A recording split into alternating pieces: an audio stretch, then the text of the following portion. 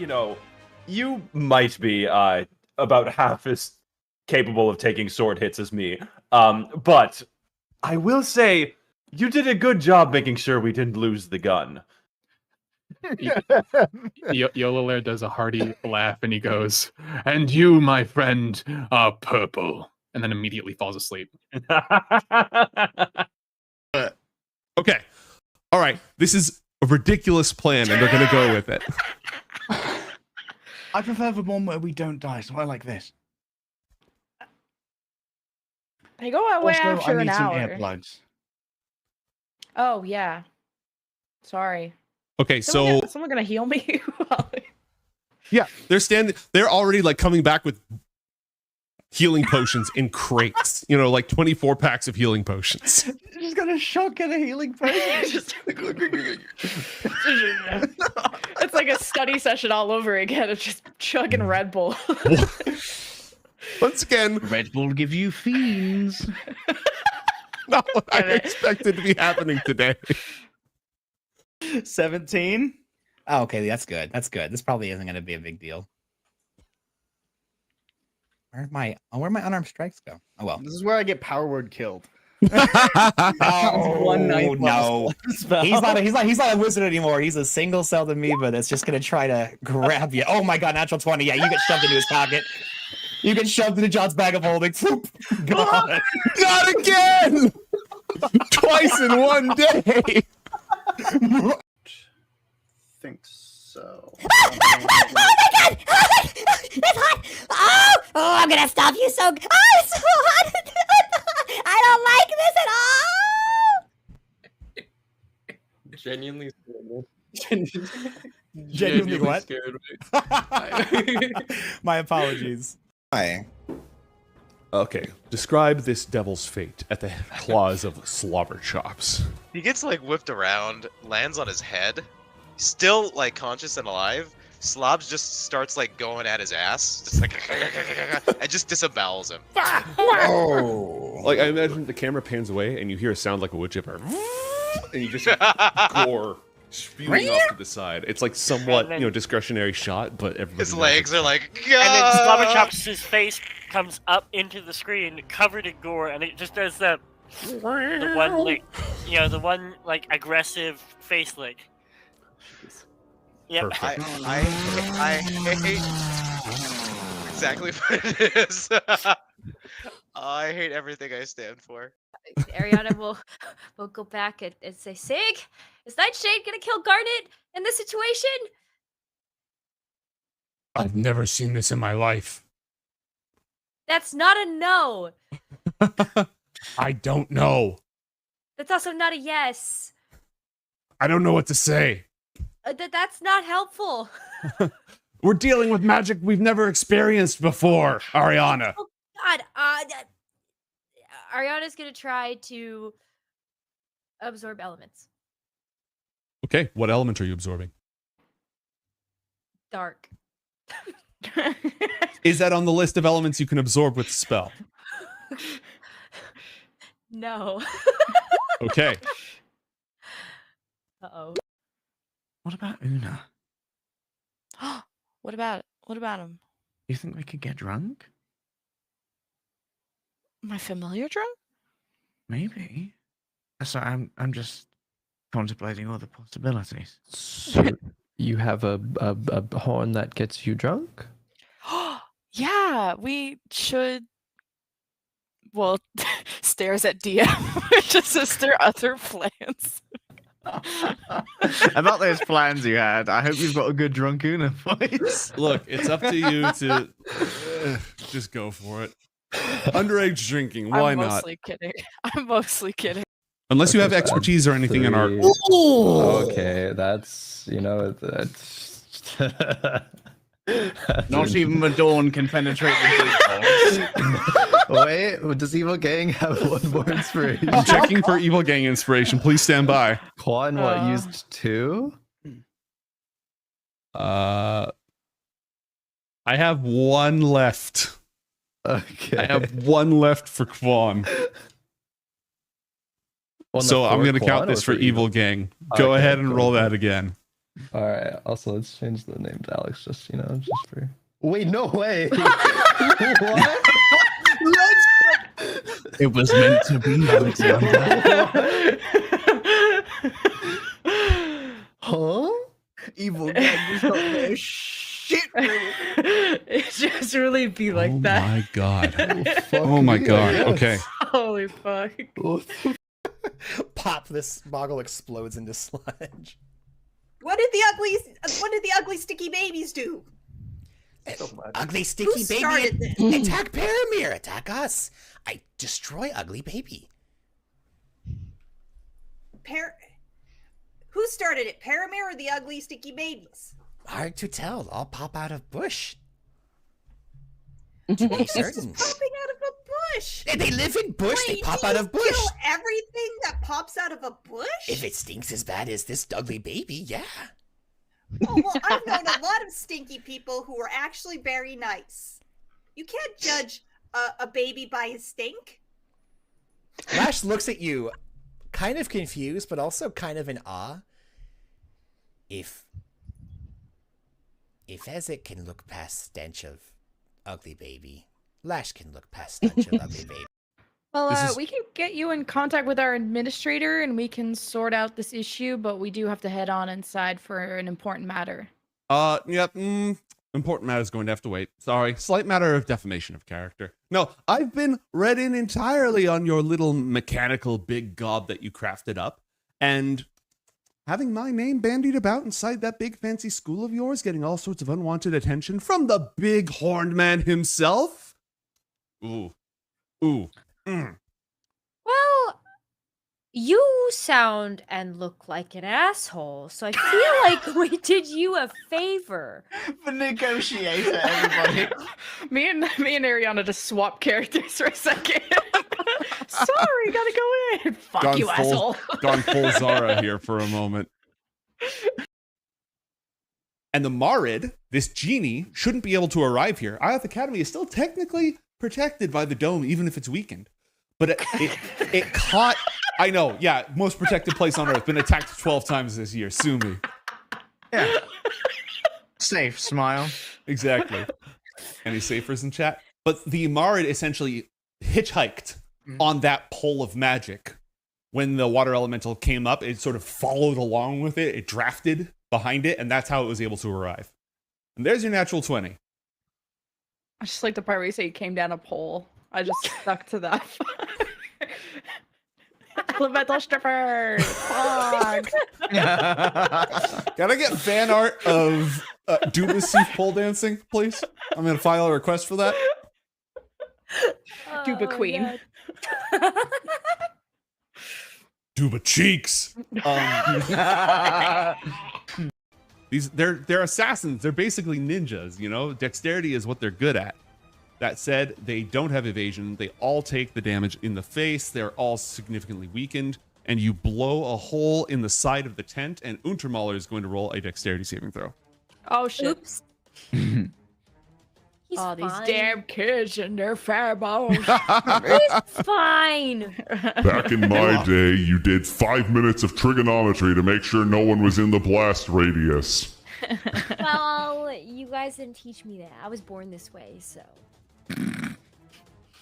Garnet said like high five against slay queen. Yeah, slay. Actually, slay them. All right. So he's just standing there minding his own goddamn business when a giant fireball goes off and singes him for 21 points of damage.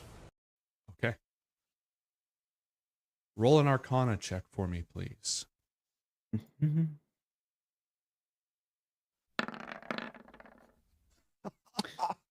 What an excellent time to use a Raidspiration. All right, yeah, let's just go ahead and knock that one off immediately. Oh, we're starting strong, boys and girls. Oh, now you get the double ones. It's not me anymore. What am I, Alex? Do you have any more nonsense in your bag of tricks? Yeah, I do have 2 extra. I just want to test. Yeah, it's a you problem. Okay, here's my lucky die. That one's better. It's a skill issue. What can I say? Skill issue. I just remembered. This is the wrong deck of cards. That's a great excuse. I left the correct one just outside. As persuasive and convincing as that sounds, I'm going to have you roll a deception check. Okay. 32. You have no idea what's going through her head right now. If you were perhaps a little bit more perceptive, you would see the face of somebody who never wanted to be a mother, who never planned to be a mother, who's dedicated her life to gathering power so that she's never in a position where she's vulnerable again and where she won't be used for anyone else's purposes ever again, and yet finds herself having to talk to this teenager about drugs. Like, never anticipated this and is now trying to figure out the best way to go about it. Okay. When a mummy drug and a daddy drug love each other very much, Okay. they do a special cuddle.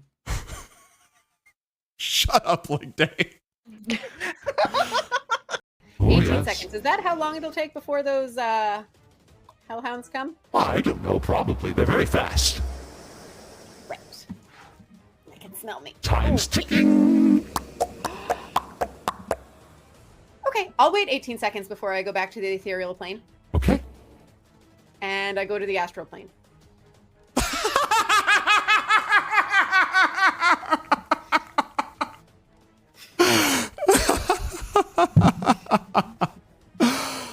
Oh, man. Oh, there's jack shit this creature can do about that. Okay. Whoosh. You fade from reality, surrounded by the silver mists. Seems like pieces of the Herald. It is a dream toxin. It has contaminated this entire room, everywhere that it's spread, to poison the dream world in this proximity.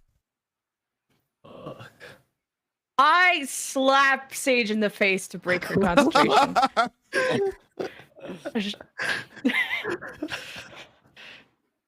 Oh no. And I whisper to Mason, I've always wanted to do that.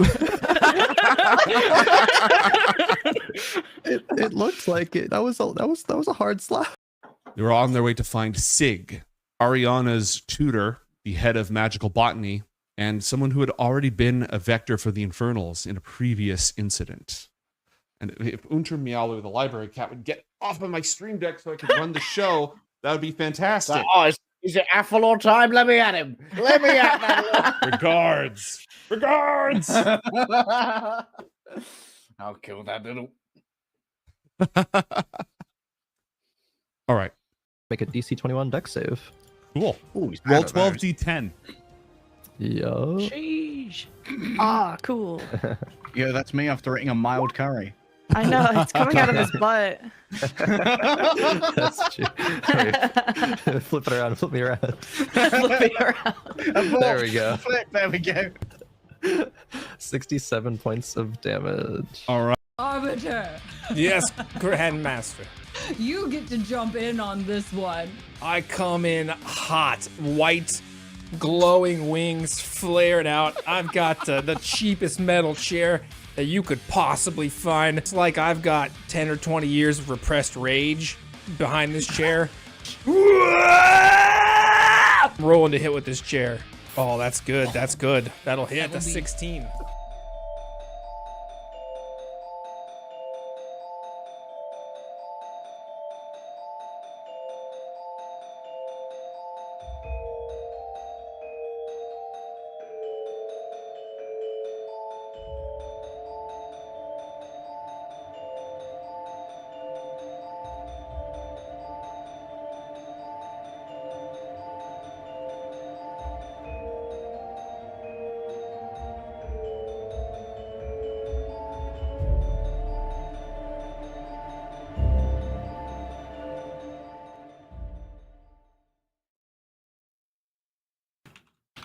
In the streets of the Alfar refuge of Onderwood, Smoke and screams mix between the two sides of the skyless city.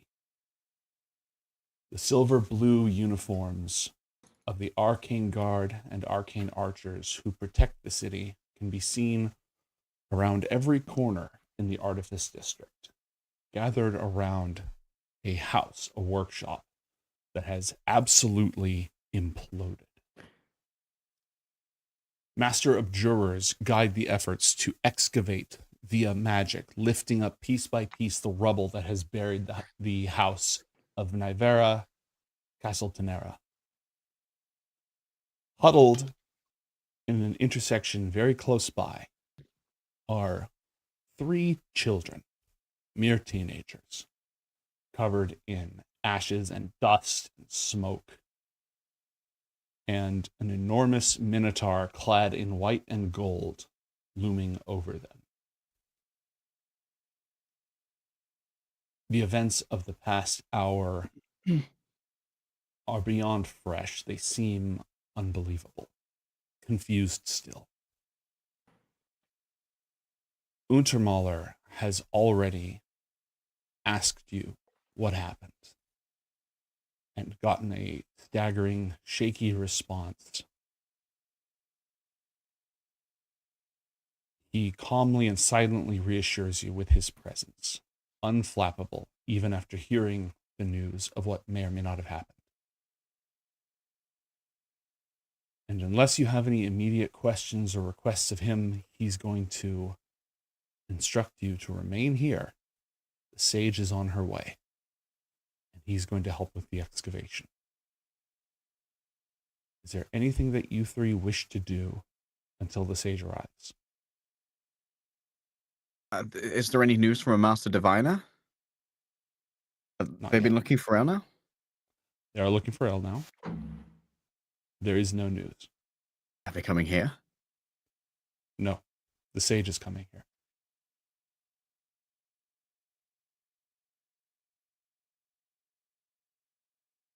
Okay. I guess we wait. Okay. Time passes. Maybe half an hour. Before you see her walking down the streets of the city. The dust seems to not touch her. This flowing silver and teal silhouette, inhabited by the ancient light of Luminius. Her hands wrapped around the white birchwood staff that she carries with her. She walks forward, her expression ancient as an unwearied rock. But you've known her long enough to know that she is grim.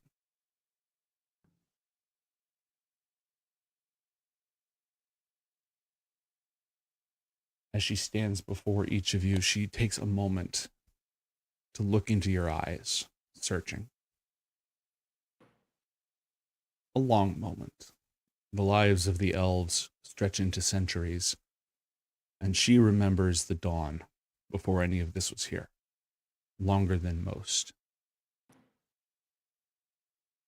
Do any of you say anything? Not immediately. Okay. Come. She beckons you to follow. Follows. Silently follow. She walks forward to the very threshold of the home.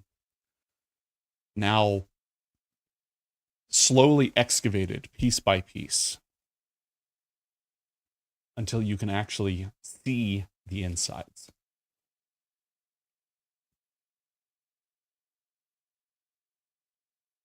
The damage is severe.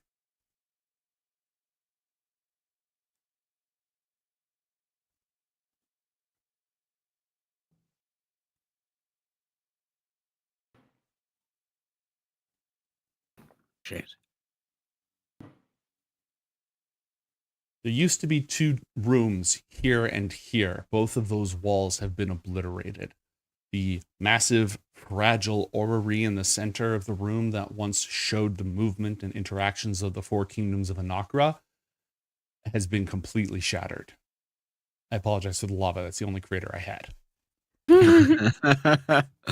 It has not actually burned a hole down through the planet towards the underworld. We're looking at Underwood's core. In all of this chaos, she walks down gently through the rubble that was once stairs. Piece by piece, more debris floats out, removed by telekinesis spells and other magic. She walks down into the very ground floor, where the foot of the stairs once was, and sits with her legs crossed in the rubble and the ashes. Going to find the memory of this place? She nods. Garnet will reach her hand out, not really sure how to present, but would you want to look through my recent memories? There was a hand that touched my face at the end, and I don't know who it was, but I think she was trying to stop that. If you don't remember it, this place will. Okay. She gestures for you to sit. She gestures for each of you to sit with her. Athalor looks around the ruined workshop and then grudgingly sits. Is there a direction that I would know would be my mum's bedroom?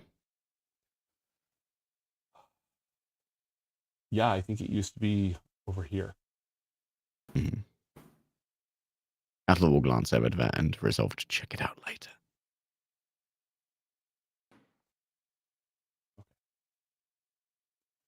As each of you sit, she shuts her eyes, parts her hands, and a glistening web of dewdrops in that scintillating teal color, the light of dreams, floats between her hands. She weaves her hands back and forth as if making a knot or a web of some kind, pulls her hands apart and closes it. And suddenly, an intense, powerful wave of drowsiness flows over each of you as you all fall asleep. Damn, even the elf. Oh wait, is anyone an elf here? Yeah, but he's dreams now. Remember, after he got his new Zalarian. I'm a broken elf. He's a Twilight elf. I'm built wrong. First of his kind. Sleep overwhelms each of you. But before your dreams or nightmares have a chance to impose themselves, you are standing in this room again, as is the sage.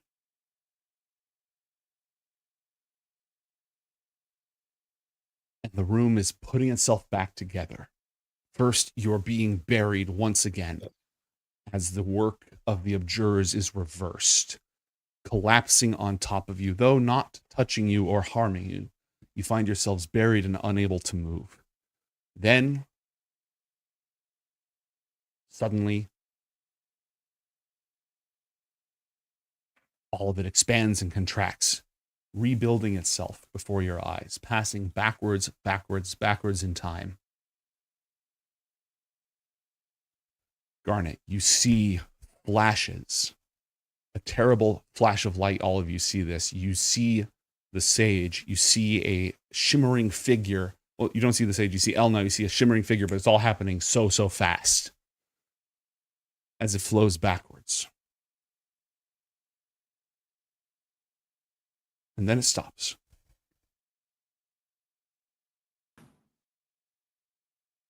And as it stops,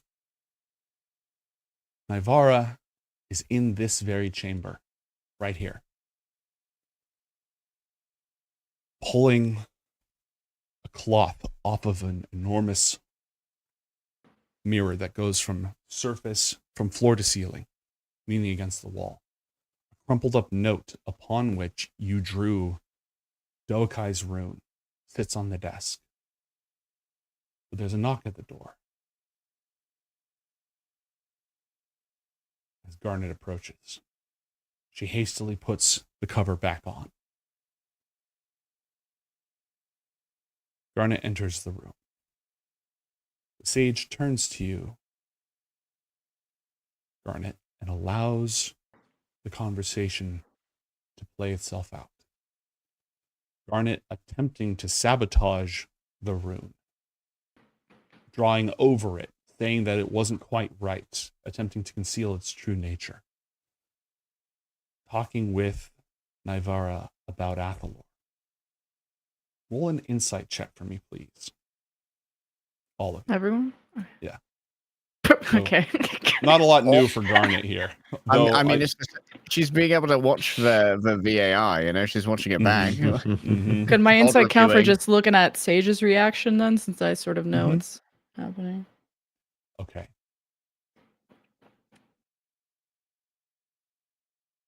Her face is so smooth for someone so old. It's not. It's like a stone that has been sitting at the bottom of a river and weathered over and over and over again. But you can see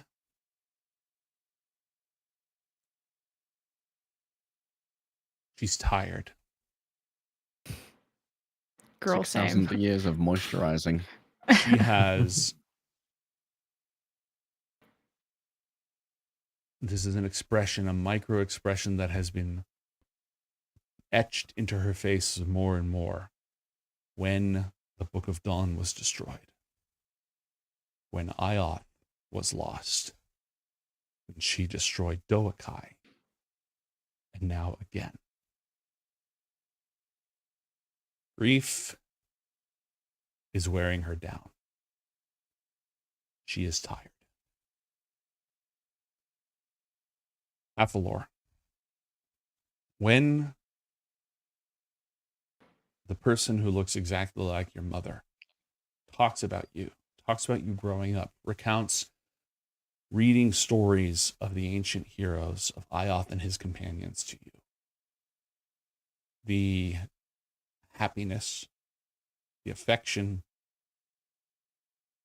the good-natured exasperation, and the pride that she expresses for you to your friend seems absolutely genuine.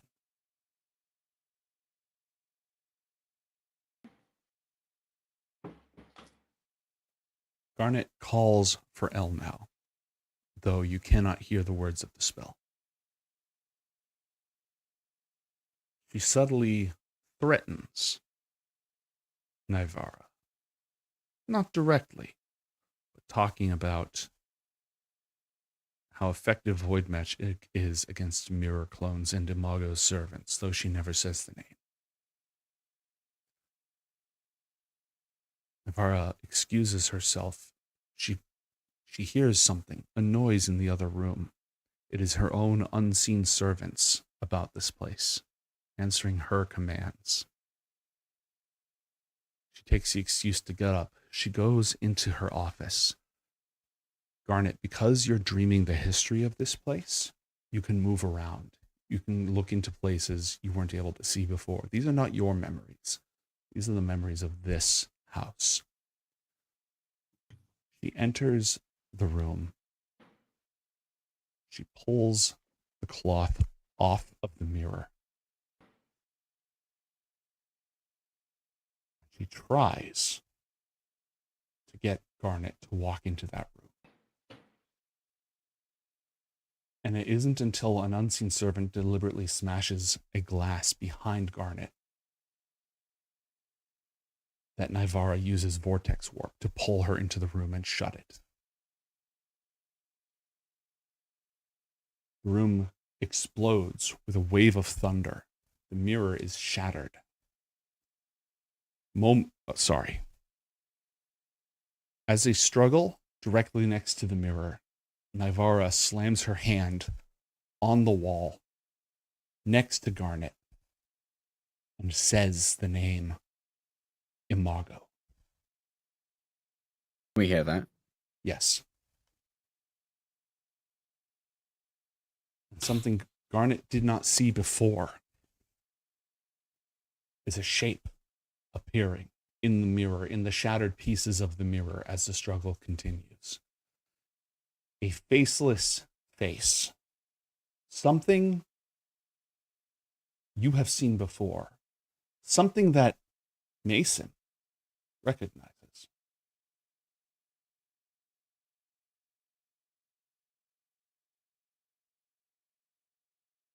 What is it? Something that tried to kill you when you went bits home. of one of these. Right. Something that tried to kill you when you returned to the cavern where first your reflection looked back at you. Ooh. It appears in the mirror, in the shards. And in that reflection, you see Garnet's face reflected. But the mirror is broken. I think Mason will like jump at like recognizing this kind of. Mm-hmm. They struggle back and forth. El now enters the chamber.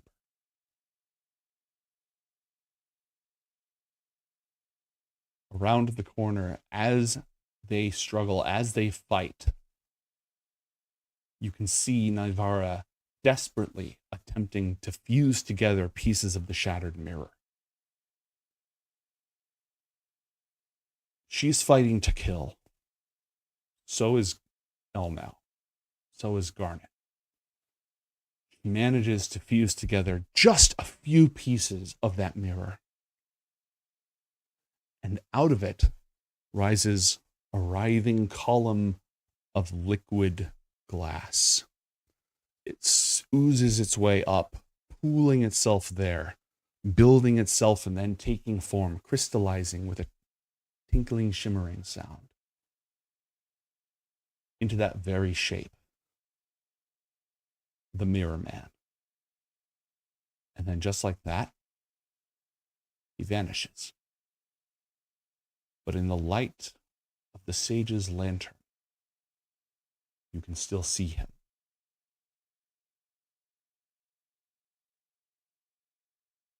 And as Elnau and Garnet struggle against Nivara, his blades of shattered mirrors, absolutely razor sharp, cut across the Archmage's wings, slice across Garnet, spilling blood. Desperate,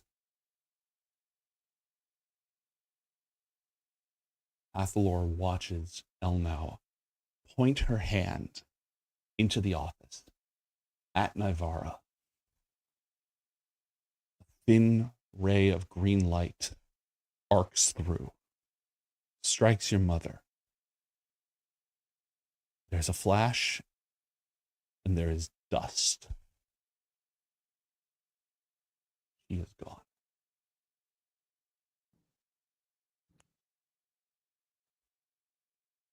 Then a cry from around the corner.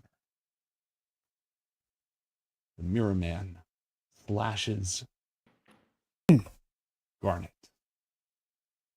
The blood pools on the floor, her eyes roll back, and she collapses. He leans down over her and places a cold metal hand across her face.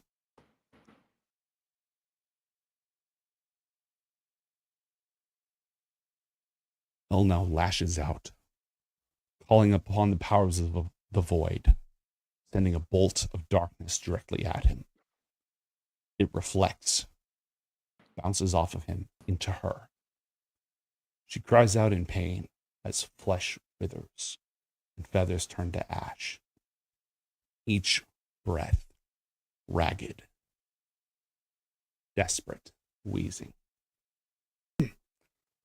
His hand remains upon Garnet's face. And as it does, her face appears on that shimmering visage, leering truly at Elnau.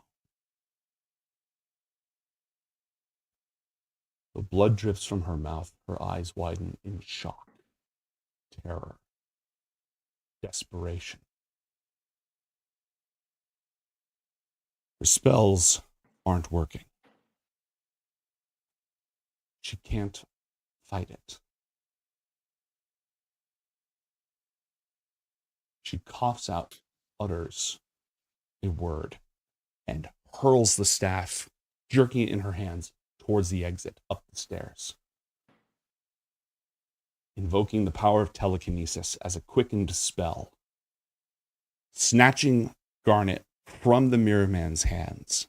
And as she goes flying out, her face vanishes from the Mirror Man's face.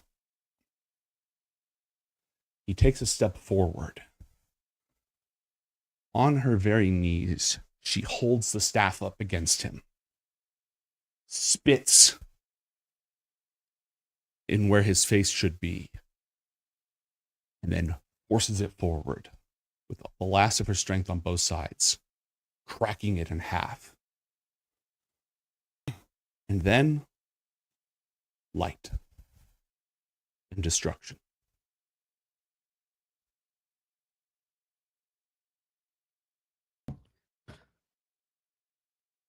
I don't know if this detail would be important to Athalor or not, but since this whole scene was replaying, in order for Garnet to get out of that room, she basically says that she would allow the mirror clone to live as long as it acted as Athalor's mom and didn't kill anyone, didn't create any more mirror clones. They go to shake on it, and obviously the mom was down for that.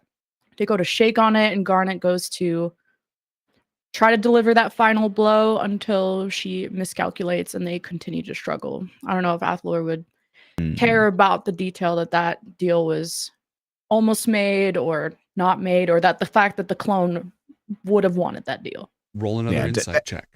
Definitely factors in.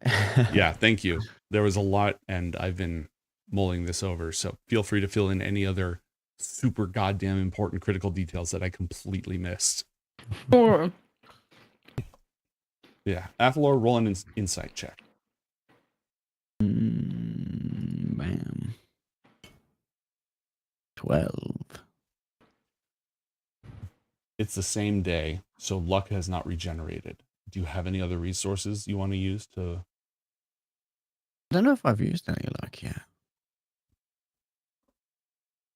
To me, that's fucking dry on everything. That's true. Yeah, That's true. we haven't done anything today. Do you want to Mantra watch and I that? are having a chill day. Yeah, I'm gonna. I'll hit a luck on that. Why not? Fate is fate. Ooh, 12. Your mother seems to accept the deal. It's hard to tell if she was lying or not. And when she took Garnet's hand, Garnet said, "I'm sorry," and then hit her with another spell. Athalor's got a little bit of shock right now from reliving this and seeing the disintegration. This time, it's firsthand. Same thing, just that, but the guilt and now seeing Athalor relive it live is making it very worse. Yeah, he is aghast. Even paler than usual. He's matching his hair. Everything pauses at this point. It accelerates to roughly the present when this area is clear again, the way that it looked when you walked down here. And then it freezes. That thing from the mirror, I've seen it before. We've got the pieces of one. Sage is listening, taking this into account. She says nothing else yet. How far back can we go? Far enough. I knew what was best for you. Athalor was taking that deal. But what was best for Onderud was not to take the deal. And I know you really care about this realm, and I didn't know what else she would be capable of. Since she had this mirror in the office in the first place, she clearly has been experimenting with it. And you could never trust a clone. I knew it would have made you happy to still have her around and how much you need her with your uncle and your dad's situation, but risking the safety of your realm and lying to you, I don't think I could have done that just for your happiness. And I believed her that she really loved you. I'm sorry.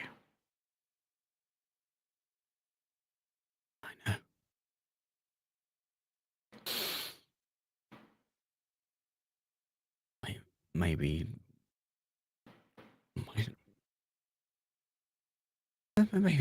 my true mother's still alive in the mirror realm. Maybe I can ask for Divine once they found out now if there's some way to locate her there. We did it once for Naomi. I could do it again. She looks at the sage, knowing the answer that's incorrect, or just what the scenario is that a mirror clone is here, and just looks at the sage and just decides to not say anything. The sage also knows the answer. And she also doesn't say anything. Instead, she turns back Just let to the Athalor room. cope. Let the copium flow. She turns back to the room, and it just starts flowing around you at an incredible rate. It flows back and forth as she's searching through the memory of this place, searching through the psychic echoes of time, until she finds something.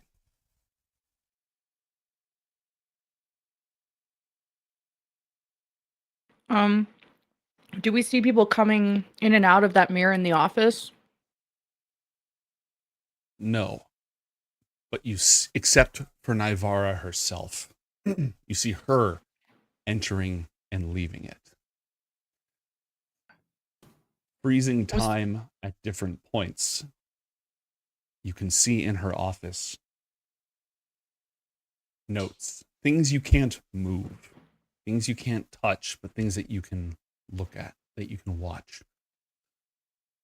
The stage is walking around, standing in that office, looking through the memories.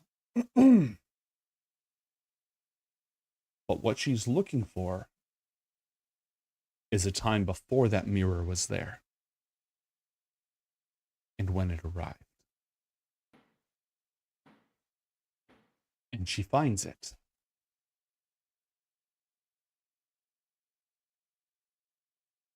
There's a knock at the door. The mirror is nowhere to be seen. Nivara is in her office. She has several bars of sky steel out on her desk. She has her goggles on. She's working. She goes to answer the door. It seems whoever is there is someone that she expects. Two people arrive. Faces that none of you recognize. A dragonborn and an Althar. They have with them a large wrapped object, clearly the same dimensions as the mirror. She greets them, welcomes them into her home, welcomes them into the dining hall, They eat tended by the unseen servants that come and go bringing food and drink. They speak at great length, both small pleasantries and news of the world at large. Perception checks and history checks from each of you, please.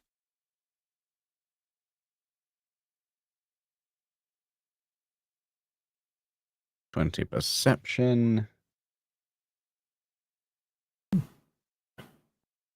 15 history. Okay.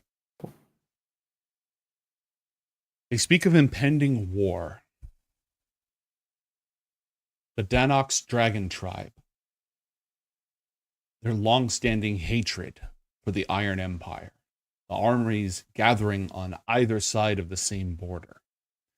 The need for enchanted weapons to launch a preemptive strike before Vatul's armies are ready. An enormous need to arm a sailing armada that will land on the shores of Vatul's capital and overrun them, seize them before they can invade. A deal that has been in the works for some time.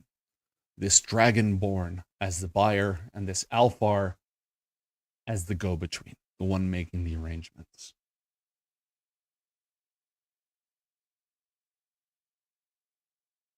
She suspects nothing until it is too late. As they go into the office and reveal what they've brought, there is horror and shock on her face. She pulls out a wand, magic arcs on her hand, and the Mirror Man steps through, grabs her by the throat, and falls backwards, taking her with him.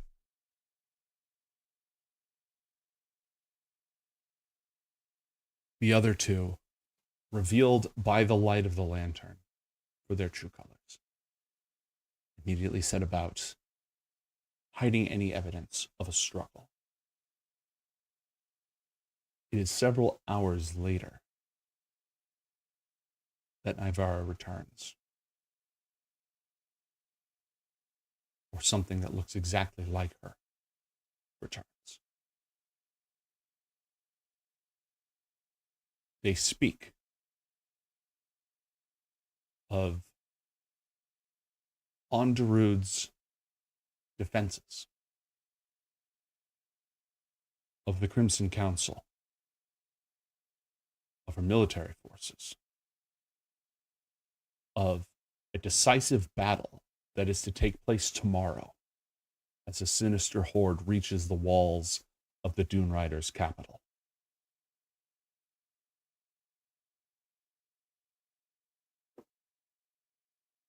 And of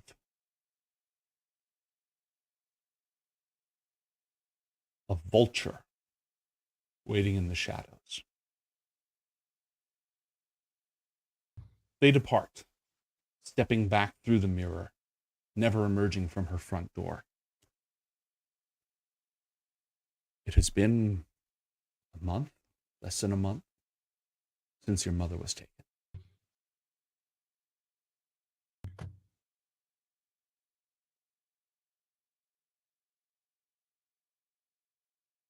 Did you say the Danox tribe? The Danox tribe, yes. The Bronze Dragon tribe. Okay. Do I recognize the Alpha lady at all? No. Roll an intelligence check. Well, what'd you get for your history? 15? Yeah. You know that is a member of the Castle Tenera family, a Castle Tenera, somewhere around there.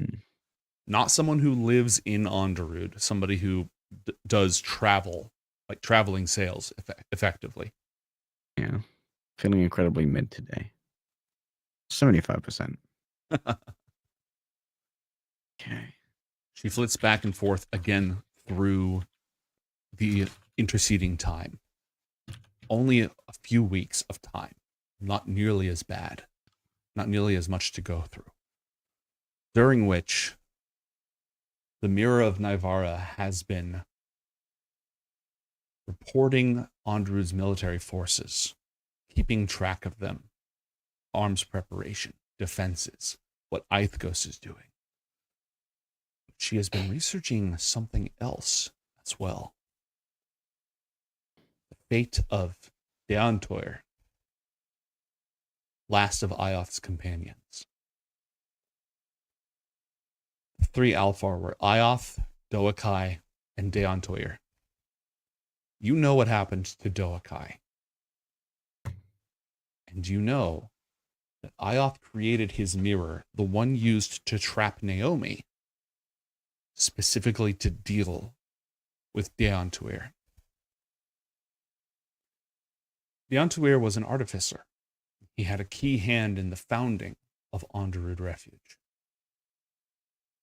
And ever since she was replaced, she has been digging into any archives, any information she can find out about him. There is one other conversation of note that takes place in this room. 2 days after the battle, after your forces banished the Sinister Horde's armies to the realm of shadow,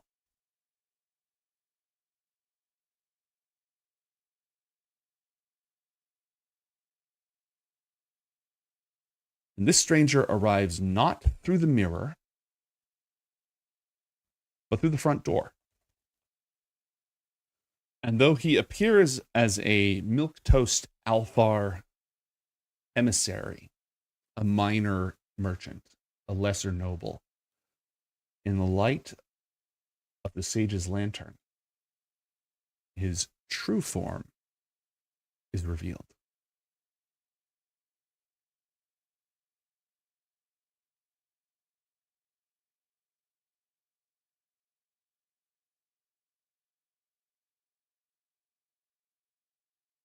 Oh.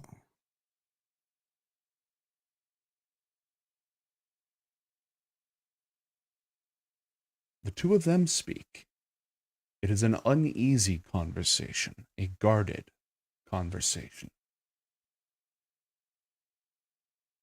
This individual speaks with a matter-of-fact, highly educated tone, completely incongruous with its fox-like face and teeth. And when it speaks, it sounds familiar. Like you've heard this voice before, though I don't think you've ever seen this creature. Is it the guy who sold us Nexi? No. Not that weird looking guy. That would be insane. I'm not that good, I'm sorry. And the dragon flashes you a mirror. Aha! Got your ass. Fuck. No, you've heard this voice. Roll intelligence checks, all of you. And Garnet, roll an Arcana check with advantage to identify magical creatures.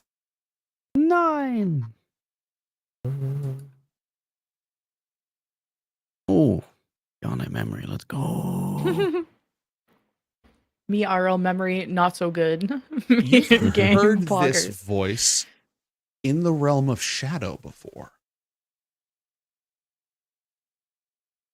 At one point. I don't know if any of you are going to remember out of character, but you were followed by an invisible entity. Oh, the one that wanted the quill. Mm-hmm. That's the voice. This is the creature that wanted the quill. What happens if I put the shutters down on the Sage's lantern? What's his unrevealed form? Some Alfar you've never seen before. Carefully selected to be as unassuming and boring as possible. John Dude. John Onderud. Is he a fox or a shapeshifter? Or... This is a fiend. This is an Arcana Loth. A type of neutral evil fiend that is an expert in magic and knowledge. They are often, though not always, associated with Zethius the Serpent, They are powerful spellcasters in their own right and cunning illusionists. They have the ability to alter themselves and turn invisible at will. Damn. A badass name. Athalor. Yeah. This one speaks to your mother. On behalf of someone named Skezok, which is a name I don't think you've heard before. And he speaks of an army that Skezok has recently acquired. The remnants of the sinister horde, which wait even now in the shadows of Onderud's mountains. But they don't have a clear and obvious path. Granted, he learned a great deal by tracking, well, I suppose your son and his friends through the shadow version of Onderud during that entire affair with the sage. But the city is not defenseless from that side.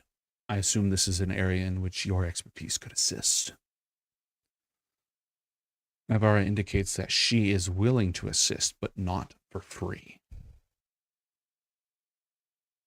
Imago will have requirements of Skezok if he is to pilfer Onderud's knowledge from its ruins.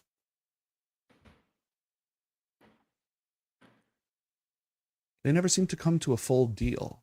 It seems negotiations only began before the Arcana took its leave. And unless there's anything that you specifically can think of, that is everything worth speaking of since your mother was replaced.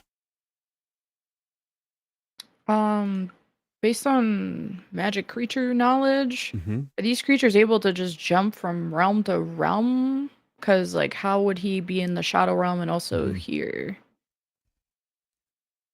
They do not have the ability. Well, they're powerful spellcasters. They don't have the innate ability to shift to the plane of shadow, but they are smart enough and accomplished enough to learn the spells necessary to do so. They're effectively wizards. This guy left out a front door, right? Correct. Didn't go through the mirror. Gotcha. Correct. Did the guy have a vibe when he saw the big mirror?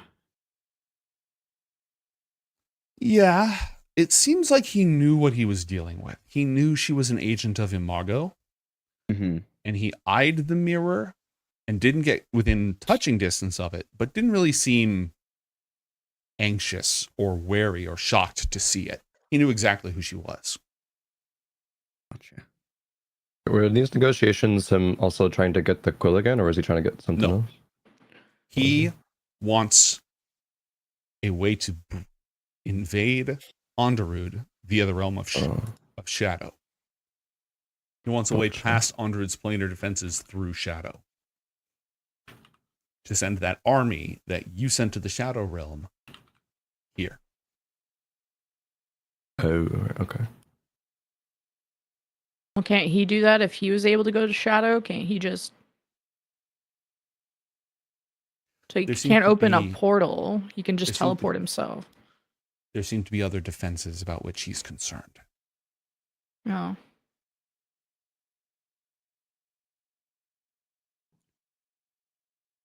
Who can I tell about this? Who can I trust now and under it? I can go get the Gem of Seeing from Brontha. I think Elnau came here with the gem, and maybe we should scour through Onderud and see if there are other clones. Feels weirdly targeted, though. Onderud is aware of the threat. I suspect she has been deliberate. She would know where the defenses are, where the sensory spells are, the revelation spells are, and would have curtailed her activities accordingly. She has not left this place very much in the last few weeks, since she was lost. most likely to evade that very detection. They have been aware ever since we discovered her relative's reflection in Lamriel's hidden dungeon. You alerted them to the danger then.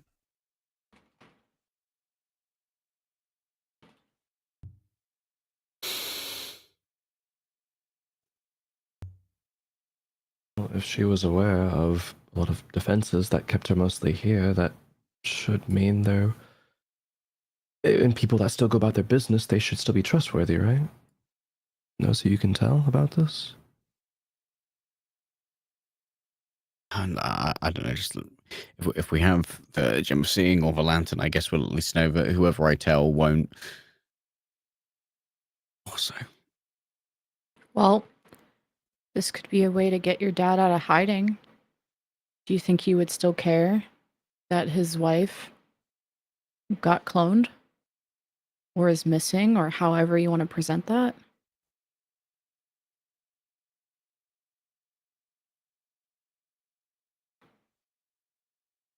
If you wanted to make contact with him.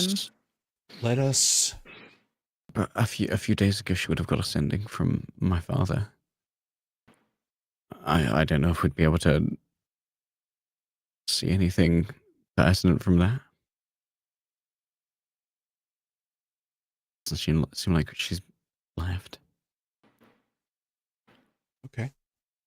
She sifts backwards through the memories, looking for just a moment where that sort of "I'm hearing voices" face came over her. The problem is sending is completely mental. You don't whisper. It's not like message where you whisper it aloud. But you do see the moment she's working in her office on the process of attempting to find a weakness to destroy your home city. Roll an insight check, please. Show me 15. 17. Everything's coming up Athalor. She frowns when she gets the message. She seems angry about it.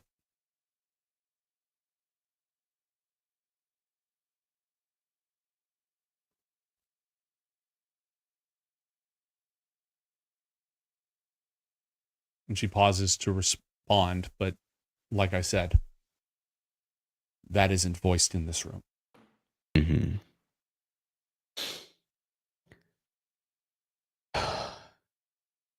If he was still here, this wouldn't have happened. There are wounds enough now.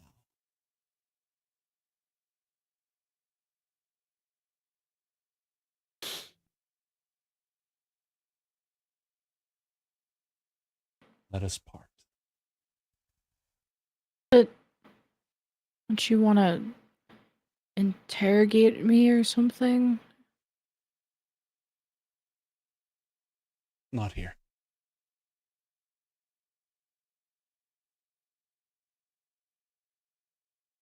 Okay. Is there anything you have to say that I have not seen already in this room?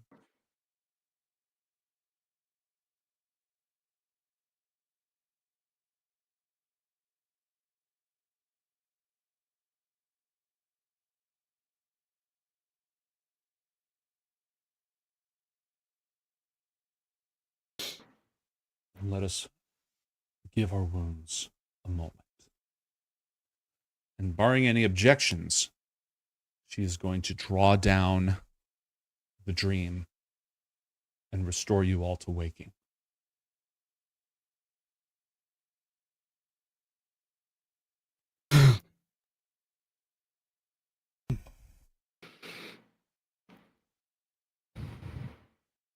When we wake up, does it seem like anything around us has changed in the waking world? Barely any time has gone by. Like, comparatively, it's 1/10 of the time has gone by. And a lot of that, like, she was fast forwarding, she was scrubbing through the tape for a lot of it, so it's not like you sat through a whole month of time. She was, fast forwarding through a lot of it. as needed. She is, unless you stop her, going to lead you upstairs and teleport you home. Athalor's gonna break off towards where his mother's bedroom would have been. Oh yeah, sorry. Let me blow it up again. With apologies. Yeah, redestroy my childhood place. Thank you.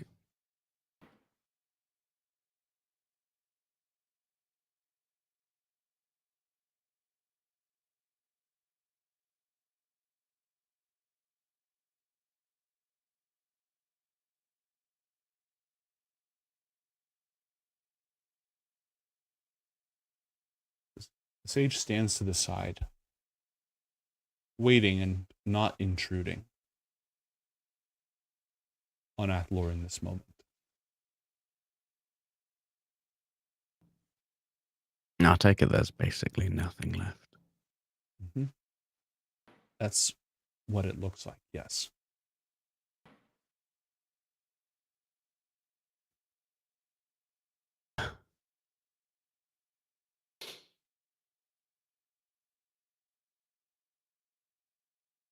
Are you looking for anything in particular?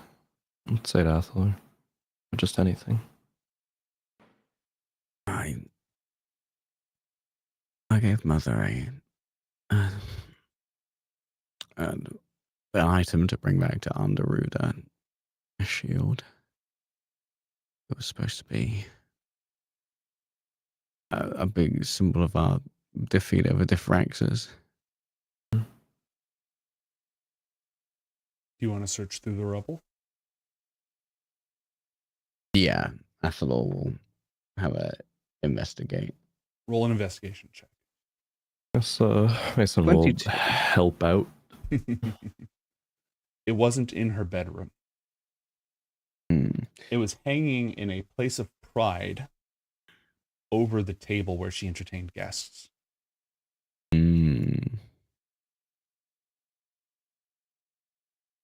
Above this display, there's a few different displays here that seem to have survived of odd knickknacks and artifacts from across the realms. And that shield is undamaged, believe it or not. It was not in the, like, all that happened was it got collapsed on and it was solidly made. Nothing some polish won't fix. It was hanging above this place right here. So it's fallen, Nice. it's embedded itself in the glass, but it's intact. Athalor does his best to pull it out of the glass and blow some dust off of the platinum gears from Diffraxis that adorn the front.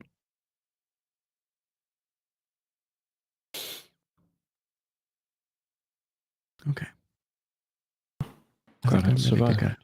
Well, I guess while they're investigating, we'll kind of like go up to the sage and touch her face and am I a clone? And can you use the lantern? Did he do something to me? And she's like trying to feel for her face.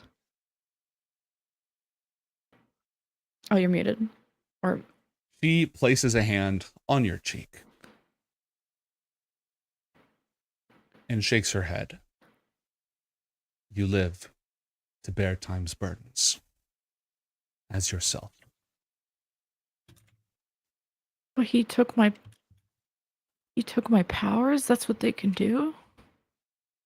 He tried. She stopped him. Can they recall those powers? Or is it only if he takes my face? Seems like they have access to the entire skill set. She hesitates. She doesn't know. Would I know You've or been have books about it? Okay. You've been studying mirrors. Give me an Arcana check. Me who answers my own question.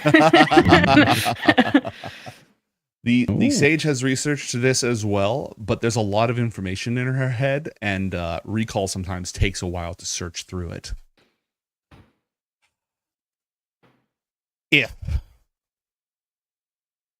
If he had absorbed you, which is what he was trying to do, then he would have had access to your knowledge and possibly your capabilities. If he had cloned you, absolutely. But if he had absorbed you, which is what he was trying to do, he would have gained that. So if he gained anything, it was only a very little because the process was interrupted. So it's possible he learned something, but not the majority, a fragment, a fraction at most.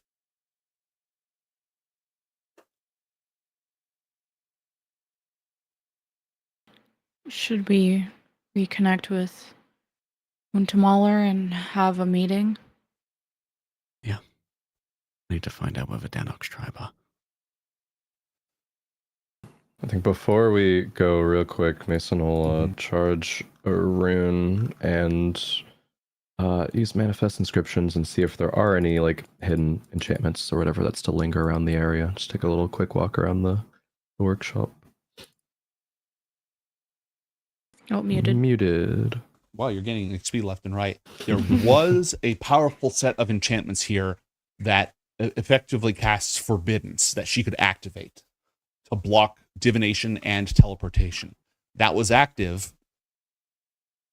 She activated it during the fight. It arcane locked the door and prevented teleportation, which is why El now couldn't just dimension door out. But with most of the runes exploded, that shit is done. That is gone. There are, walking around the entire area, you find a few other things, though. In particular, there is a runestone in this chamber.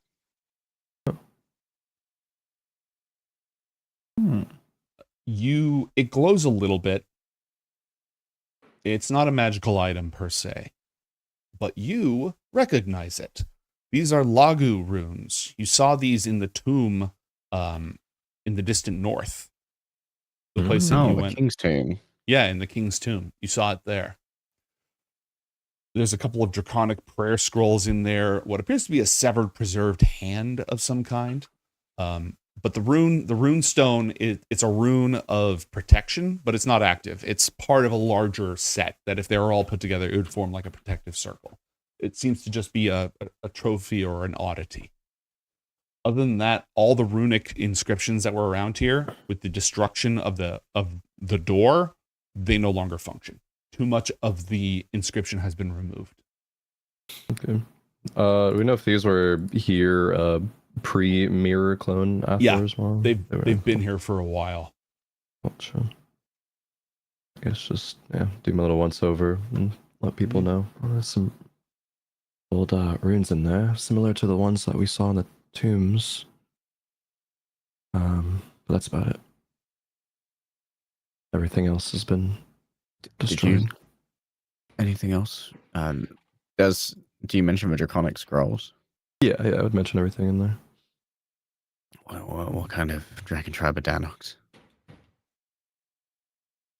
Bronze. Danox is the bronze dragon tribe, which Mason would know. Yeah, bronze dragon tribe. Any correlation? Nope. These are ancient Hamur green dragon tribe. They're very old. Nope, green dragon tribe for these.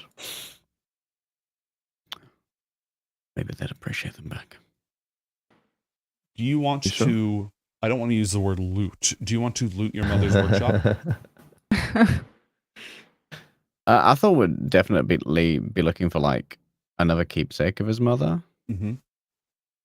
Obviously, the bedroom was somewhat disintegrated. Correct. As was she. Correct. Are there any like Castle Tenera iconographies, emblems?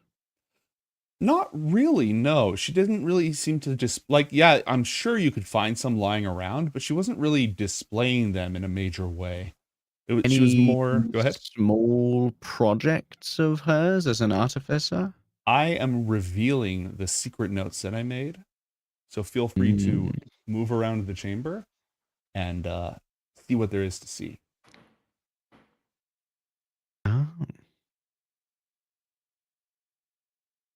I'm still in the process of revealing. Give me a sec.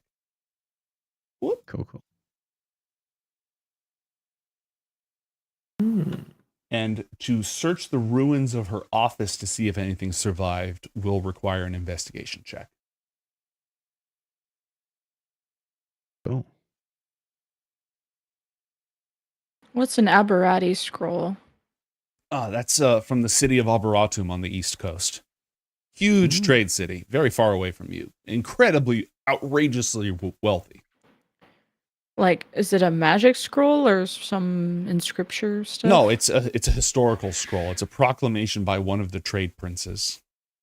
It's super old, but it doesn't seem to have any mystical properties. It's more of a historical relic than anything else.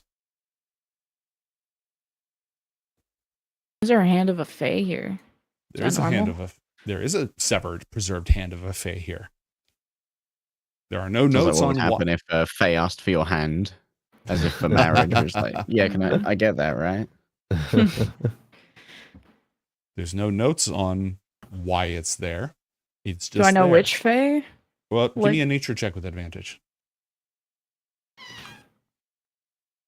Oh, I'm also lucky dying my investigation of the office. That is the preserved hand of Nguyen, the man with roots for boots. He's the prince of the white thorn tree. He's a plant spirit, neutral in almost all matters, except with his flirtations with Neve of the golden hair and the Lady Rowan.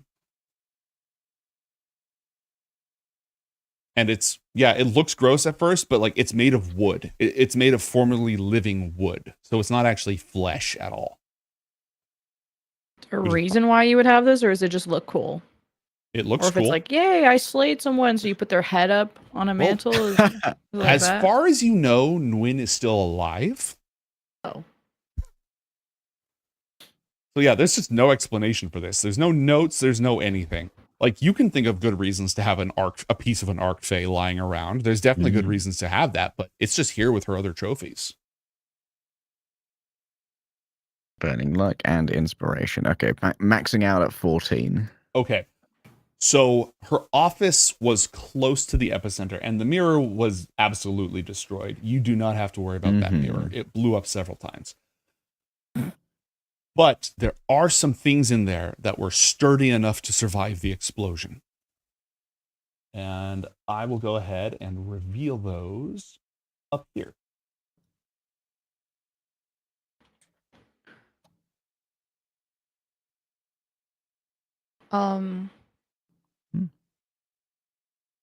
Question when you're Fire away. ready. So, and this is for character knowledge, not for like rule roasting or anything. But I remember the community brought up a good point that like mending is a 1-minute spell. And would Garnet notice that she repaired the mirror much quicker than expected? So that's something to worry about. Okay.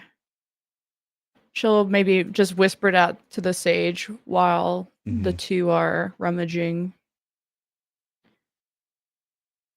She frowns and kind of goes back into her head to remember exactly what it is that she saw. How she saw her doing that.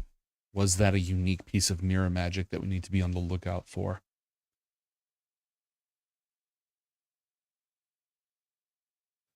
And promises to review it with the artificers of the Academy as well. Because if they can like insta repair it, then that's like, bad. That's real bad. Were any of these materials midway through a project? Yes, but very early stages. Like the Abyssal Blood Iron was a rod. It was like unprocessed or anything. The Noble Brass seems to have been partially worked into some kind of armor plating, but it was very, very early in the process. Do you have proficiency in smith's tools? No, I've got sculptor's tools and alchemist supplies. Right, I will give you an intelligence check. Just an intelligence check. Because you are artificy enough. Probably a 14. gauntlet? Probably a gauntlet? noble brass is associated with Sin, the sovereign of fire. Not like he's the only one who makes it, but it's a magical form of brass that is highly fire resistant, among other qualities. Yeah, Athel would like be basically throwing the harder materials kind of like out of the door for the others to see. Flying, they're all covered with dust, just like things going flying. The sky steel is extremely light, but very hard. Oh. But yeah, I take Athel doesn't find anything more sentimental than the materials. The shield is the thing she seemed to be most proud of in here. Mm-hmm. Is the sage like grieving at all, or is she considering at all the whole 50-50 staff blow up? Because I guess we don't really probably know the intricate properties of the staff, so we are assuming she's dead, but I'm wondering if she is looking like she's inquisitive about that. She, it's hard to get a read on that. She has not mentioned Elnau's death. She has not referred to her as being dead. She has mostly talked about Nivara, and barely talked about Elnau at all. No. I guess while they're rummaging, if we're just standing in like this awkward, sad silence, she'll go to apologize to the sage as well, and kind of like bowing her head in respect and just, I'm really sorry. I wanted to make sure that they didn't know about the Doakai rune, and I thought I could take her on, and I thought this would be just simple for Elnau and I to take care of. I didn't think about calling anyone else. I'm really sorry. And she's very tearful as she apologizes. She will put a hand on your shoulder.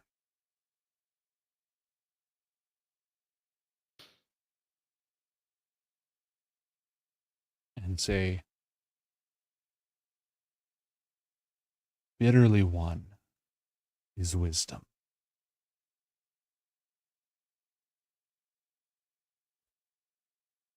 Her tone is meant to be empathetic, maybe comforting, not accusatory. I guess the vibe would be, I know that feel, bro.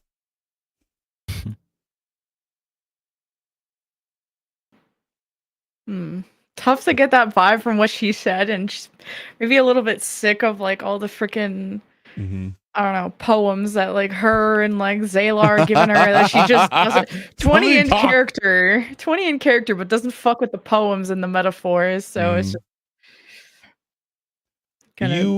effectively, she's saying that you have learned a very terrible lesson today, and it is a lesson that she also learned terribly and painfully.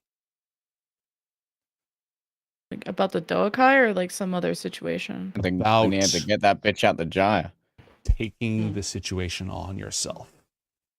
Oh yeah. Yeah. That's like everything else. She listens, she hears you, but she basically just says back like, yeah, it sucks. I know. Learning that sucks. I have paid that price myself. And Garnet's in a lot of emotional pain that is just kind of numbed right now, and she's trying not to make Athalor feel worse by also being upset, and feels like she doesn't have the right to be upset when she kind of caused it. So she's clutching the Book of Seosh, because the last time something terrible happened, she kind of just dove deeper into the void, because that's the only thing that made her feel better. She thinks about it, and I guess after the sage gives her some, I guess, a piece of wisdom, she'll just, I can fix this. I'll make it better. And she's like now clutching her wound because at 7 HP, she'd love to get to an infirmary eventually. Oh, you're muted. Sorry. Muted. You know that thing where somebody's like been trying to get you out the door and you keep getting in more conversations and keep getting distracted, and she's like, well, we really ought to go. Yeah. Like, she wants to take you home. You are all Okay. fucked up in many ways right now. She wants you out of here. She wants you home.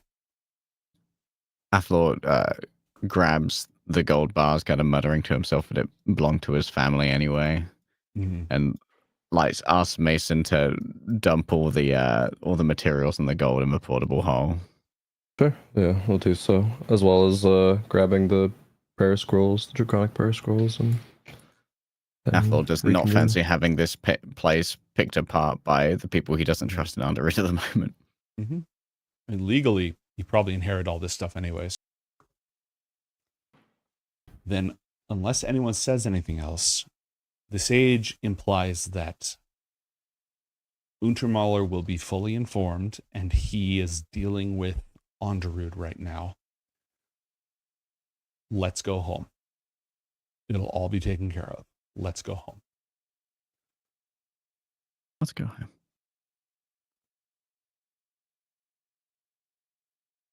And no more than a few minutes later, you are home. She doesn't take you to the teleportation circle in the causeway. She takes you directly to the spire.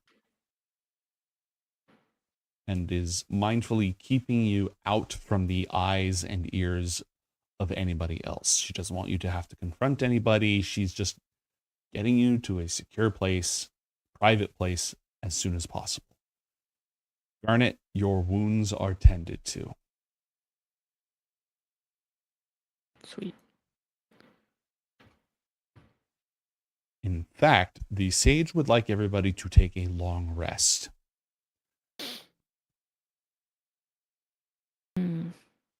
Good one. You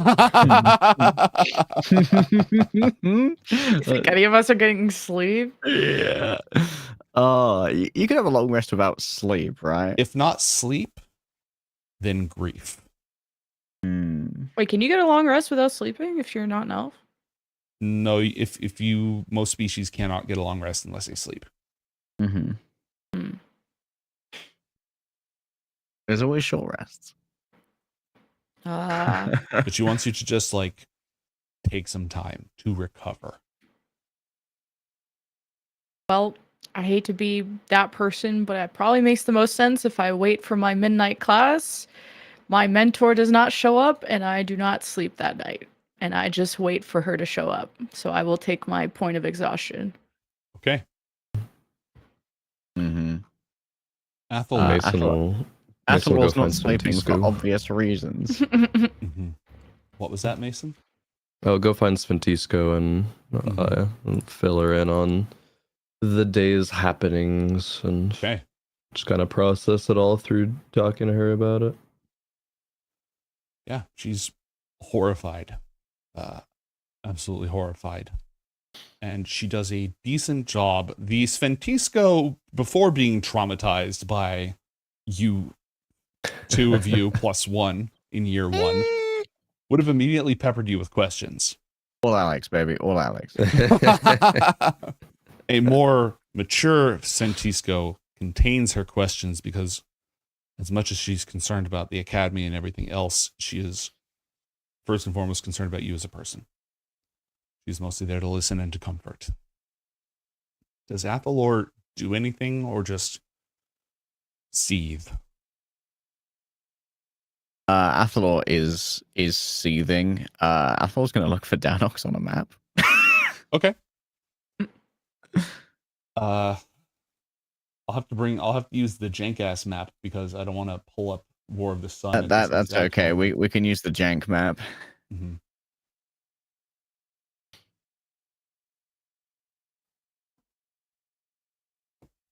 Loading jank.exe. No, Danox it's not it. Super is far. it's right. It's here. It's on the map. It is The zoom boot out is on. here. And they were invading Vatul in the south. Vatul is a province of the Iron Empire. They were doing a Budazon, preemptive strike. Canar, and Danox are the three-headed dragon, one of the Dragon Tribe alliances. They are beset on almost all sides by foes. Budazon stands against the Lorore province of the Iron Empire, Danox against Vatul, and Canar shares borders with the Burning Eyes Horde. And the Windscour hordes. And the Windscour hordes, which are Yikes. independent. They don't have their own realm yet. Mm. But yeah, that is where Danox is. Is he doing anything else aside from looking it up on a map?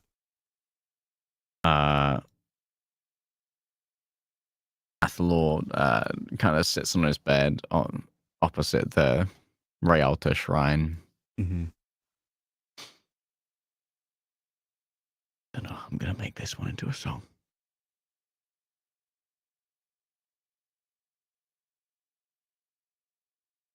He just sits and seethes, and he'd heard that people with faith in gods often found salvation, but he's not finding much salvation right now. Beginning to realize why so many Alpha had not really centralized around religion. Mm-hmm. Mason will think about sending the scrolls back to Hamor. Was it the Green Dragon tribe? Do they have any kind of relationship with Oryx? Is they right next to each other? Or? Yeah, they're part of the northern.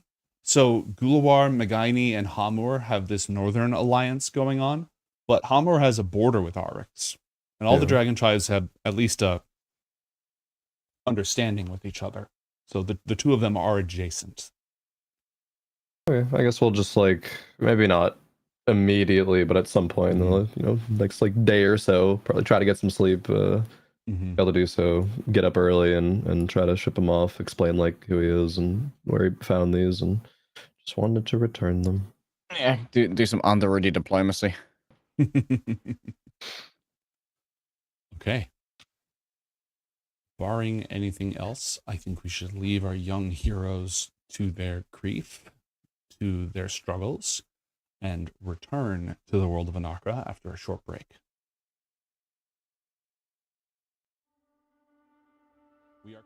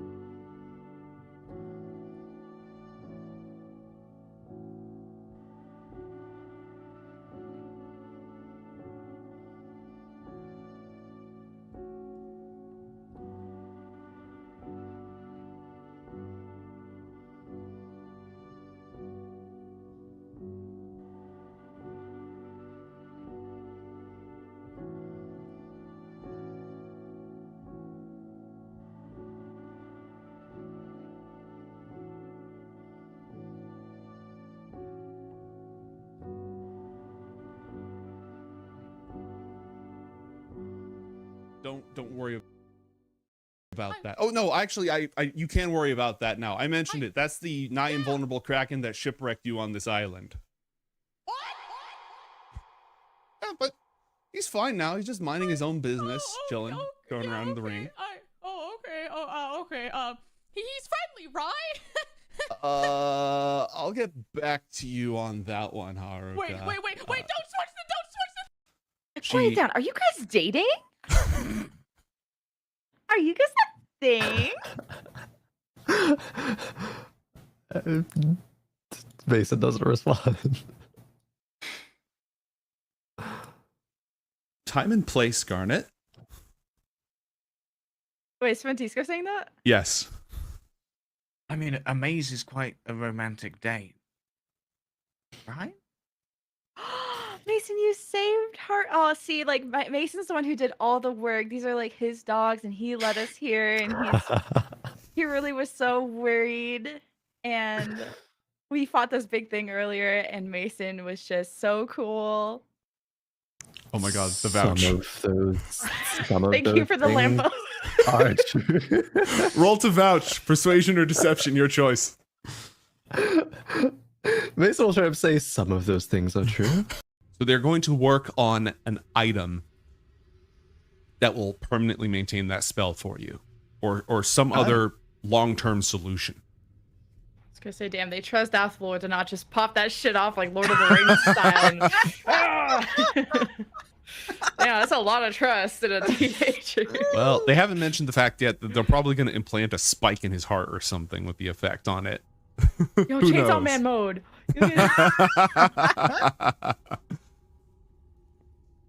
All right, so Pull the rope to get the that's uncle out. Actual chain, Uncle Man. You've seen the man from Uncle. But now the uncle from man. From the man. Good lord. All right, so your armor's broken. You're exerted. You're in the middle of a pile of enemies. It is now your side's turn. How would everybody like to act? Mr. Sir Thomas automatically moves over to zone 8. I need to keep taming, or I'm I'd gonna like to die. use my turn to give an encourage advantage to Lemon with some inspiring bardic words. All right, I don't think that is how this works, but it's a time-honored Bardic tradition, so inspiration. yes, What- bardic what else can a inspiration. fucking bard do? Always bardic inspiration. It's always valid. Alright. Tamer, you've got this. These wolves you'll dismiss. With treats and some kibble, you'll leave them remiss. What? You're gonna do great!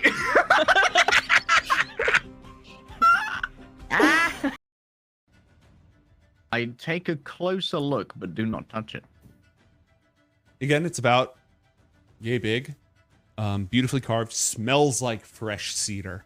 Like it's very aromatic with that almost sweet wood smell, and clearly hand carved, handcrafted. Oh my God. The lid slides off. It's carved into grooves on top of the box.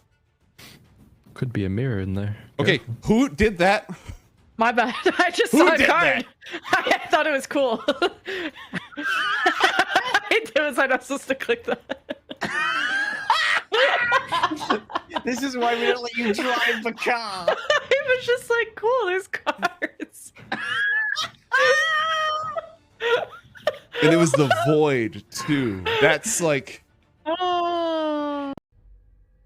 Well, we're magic users. We don't need a fucking sword to go through planes. We just wish our way there. We're spellcasters. Yeah, I'm not thinking of the magical. I'm thinking of the stabby properties. I don't have any stabby things, but Yeah. you could just blast them. And my last stabby thing, I put in Mantra's mouth. That. You know? Good night, everybody.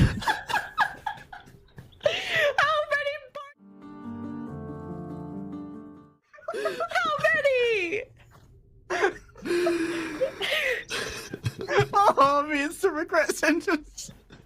The emotional roller coaster of this episode is breaking my brain.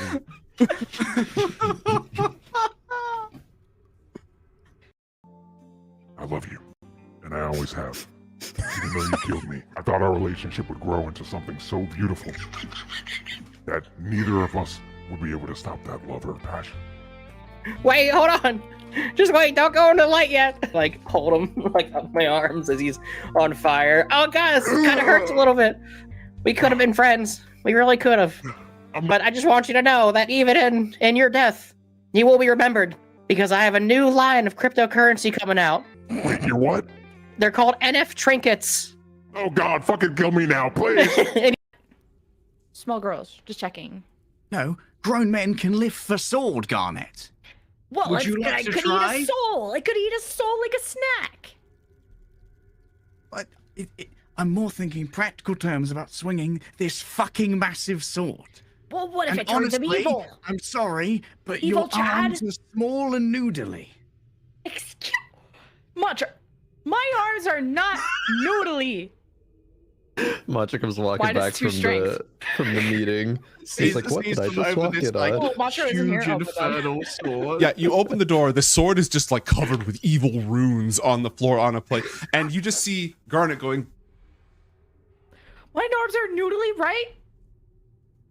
Do you Right, think you could lift that, Zweihander? Yeah, you try it. Your arms aren't noodly, but that thing is pretty big. And evil. And apparently evil. What is that? Waves the crypto boy's body. This one yours? I'm Fiat. Yeah, he's not the crypto boy. Yes, that one's ours. You can just go ahead and leave him there. Oh, okay. Drops him. Also, disclaimer, chat. Also, not dead. So do I see both Crystal Pirate and Artificer? Yes, and 4 ninjas. Which one of you two is more important? Or who's the boss? Crystal Hey, who's Pirate- the biggest bully at school? Which one of you is it? Crystal Pirate like Walk right up floats. into my He's, secret base. he's standing on punch this my like little biggest- crystal thing, and he's just floating there, looking at you with all these colorful crystals floating around him. I guess I'm the majority share owner, so that would be me. Alright, I attack whoever said that. Who said that? Eldritch blast to the face at the werewolf. I refuse to flinch. And a nat 20. Critical hit. I'm just gonna reach out, grab him in the face, and just. Another 21 points of force damage. Oof. Do you want to tell them or should I? It's not looking good, chat. Oh no. Toddleheim. Oh no. Drops to 0. It is easy to see it more accurately from outside of the situation than inside of the situation. I Right. suppose that's why you have the friends that you have around you. Kind of like claps her hands together. One of my favorite sayings is trash can, not trash cannot. So just do it. Didn't realize your level up gave you an extra level in philosopher. Don't let your dreams be dreams. I honestly have very little confidence in saying I understand what you mean by that. Okay. Just do it. Understandable. Have a nice. Oh, that's so Pronto looks out.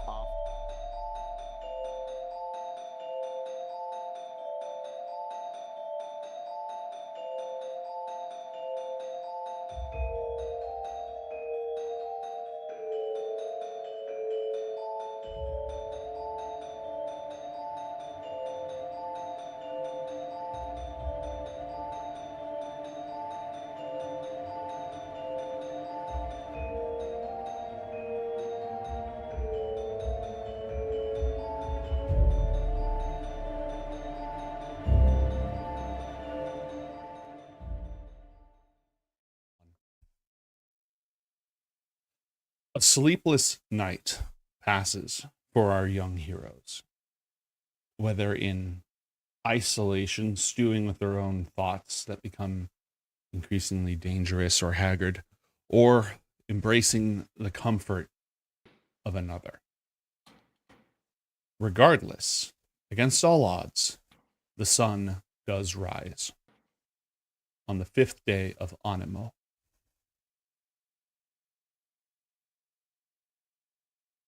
It is bright and early that each of you gets a wake-up call. A knock on your door from wardens sent with food, tea, apparently catered to your own individual tastes. And informing you that in 2 hours, Untermaler will see you in the spire. When they go to knock on your rooms, do they find you there?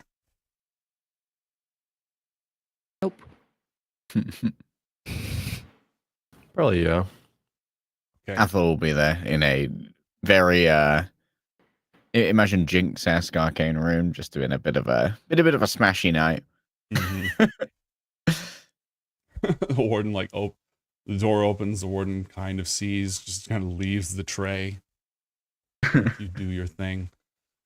Where is Garnet as the wardens knock and are not answered? Well, I probably just stayed in Elnau's office just overnight and just sat there in the same chair. Okay. Which they may probably eventually get to since they know I have classes there. So But I have a Garnet checklist. Yeah. Is this up in the office or down in the crypts? You were doing your void probably because I studies probably would have met her usually in her office and then go somewhere else. But No, once she became headmaster, she would have just had you meet in her office and not do the crypt anymore. okay, yeah, and I'll just be waiting in her office and They'd find you. They'd bring you food. They'd tell you Untermaler will see you in an hour and a half. It took them some time to find you. okay.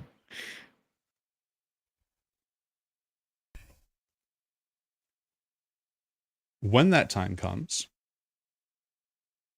and you are sent for, do they still find you in each of those places? And do you go with them? Yes and yes. Okay.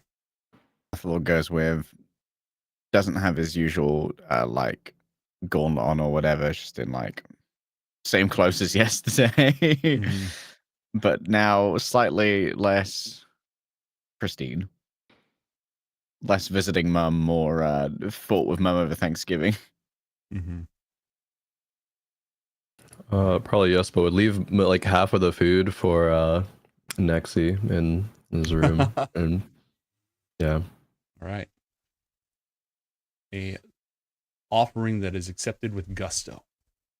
Yes. You follow the familiar pathway up to the room where the Muintiori, the highest leaders, have been coordinating the efforts of the Academy. Untermaler is the only person in this room.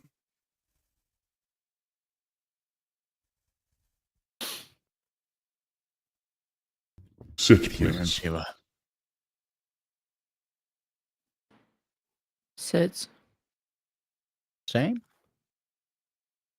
Yep.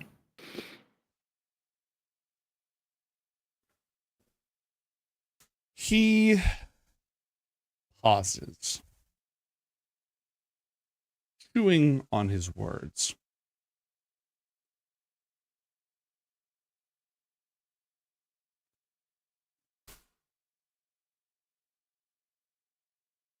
The Archmage is no more.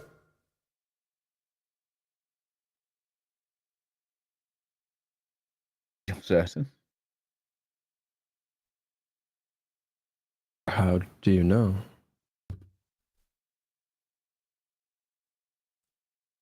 I have called upon our Master Diviner and the combined might of the Muintiori. And there couldn't have been any interference or just gone? Really?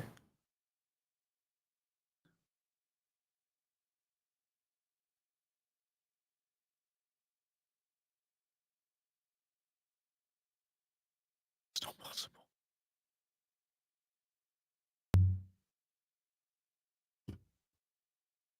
Well, there must be something I haven't tried. It's just not possible.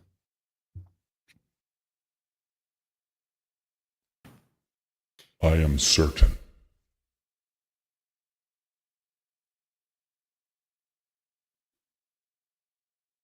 Doesn't feel real.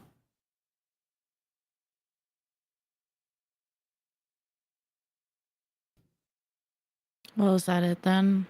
Are we dismissed? Until such a time as the Muintiori make a different decision, I will be taking emergency control of the Academy, its resources, and its direction.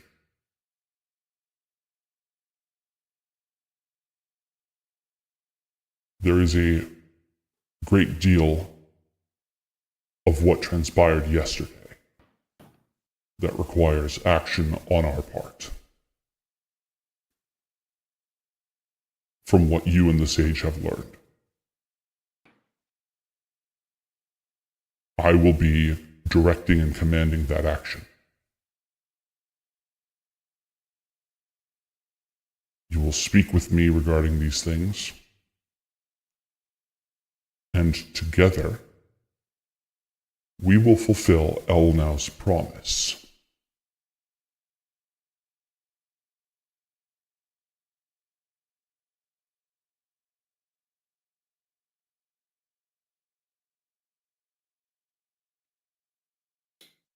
All right. Unless you have anything you wish to speak of now, you will be summoned again when we prepare to strike back.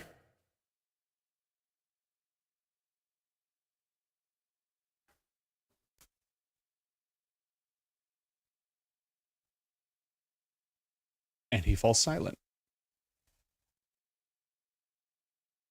Seething Listening. continues. What was that? Seething continues. Oh, she's- Looks over at Garnet for her reaction as Elnau's closest confidant. She's probably numb in the same sort of silence she's been in all night, and is very irritated that he has announced himself as Archmage so soon after this whole thing has happened. Feels like there was like a lack of process. It's just kind of like thrown at them and not really much consideration about the situation. So she's definitely biting her tongue and swallowing her words to try and not piss off the new Archmage, but she is not a fan.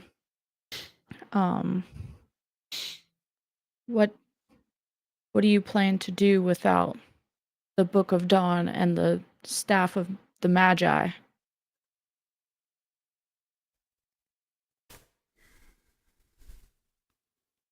Draw upon our other forms of power as much as possible. Find ways to reinforce our defenses and our ability to strike, using the elemental gates, using artifice, using any remaining artifacts, using high magic. We will utilize every other power and tool that this academy has. In the absence of Ioth's implements. I was thinking about that last night. Maybe I'm glad the sage isn't here right now, because I think you may hear me out more. And she'll just like walk over and just at like a respectable distance, just kind of put the Book of Seosh down and flip through some pages, like he can even see it, even though it's probably invisible to him. So She's miming.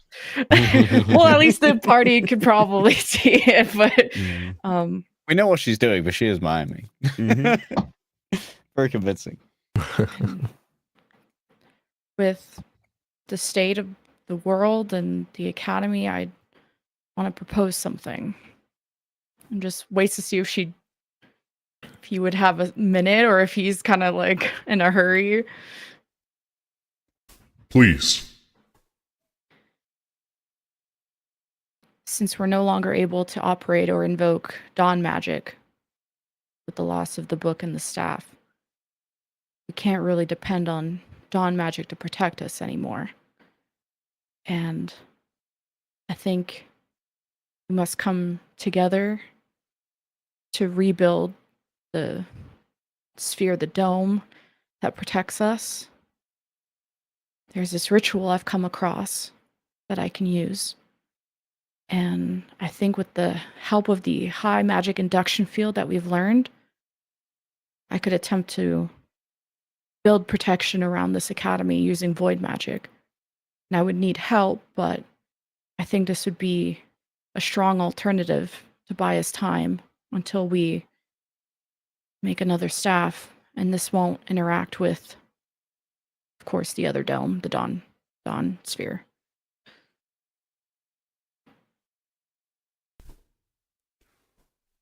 I need a full tactical understanding of what this would entail. I will ask you to work with me and the College of War to prepare and present a plan so we can fully understand this, its consequences, and its capabilities. That can Sage begin will be immediately. against this. Do you think she would ever allow it? The Sage is not amongst the Muintiori.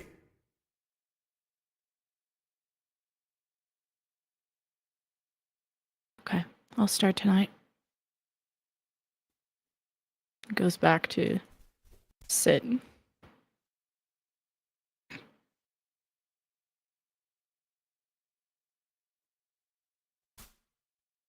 The Kothramori have been advised of what transpired yesterday. The Sage and I have consulted each other and delivered them a full report. They are aware of the danger and are investigating the individuals that you saw in your journey. We will be following all leads, including the Danox tribe and the identity of the other Mirror Alfar. We will be employing Doakai's rune in defense as soon as possible.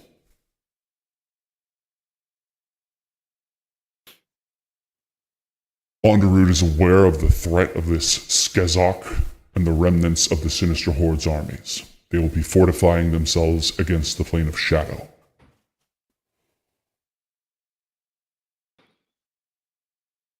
Is there anything you feel I've missed?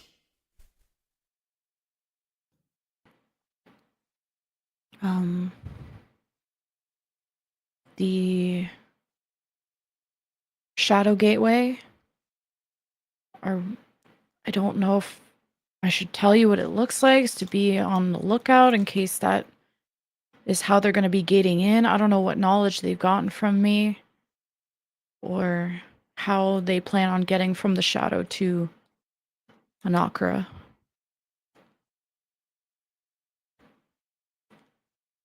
We have lost, of our accomplished Shadow Mages, one is lost. And given that our foes are wielding this power, I feel it is necessary to add another.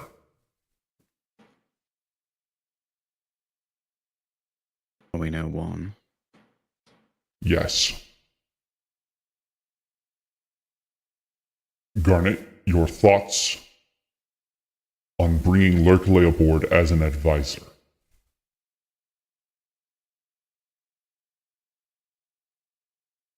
No, absolutely not.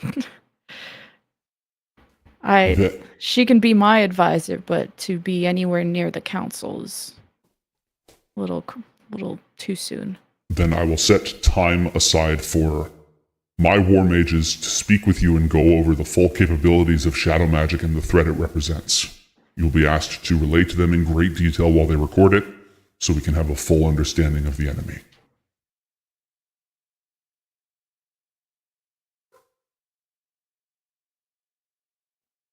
What else do you feel goes unanswered?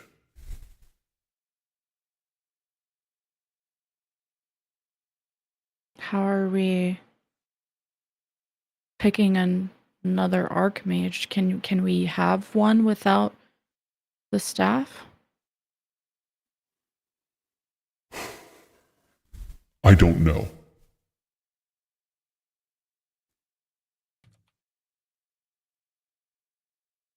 I don't know.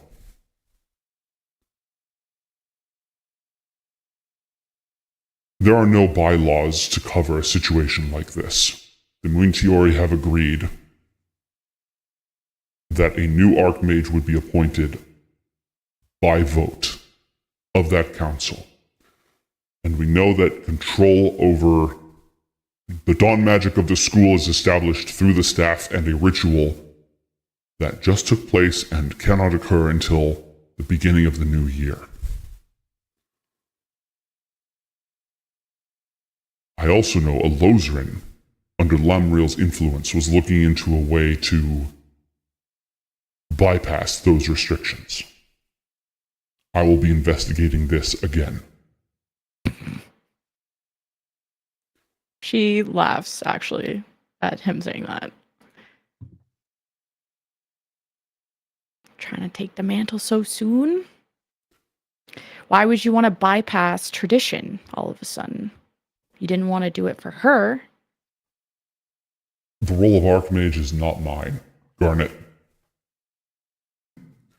It will be decided by the Nwintiori. But to leave the school vulnerable for almost an entire year is not acceptable. In a situation that is unprecedented, we have to do unprecedented things. And it is vital that we be able to employ the dawn magic against our enemies. Every tool, every weapon.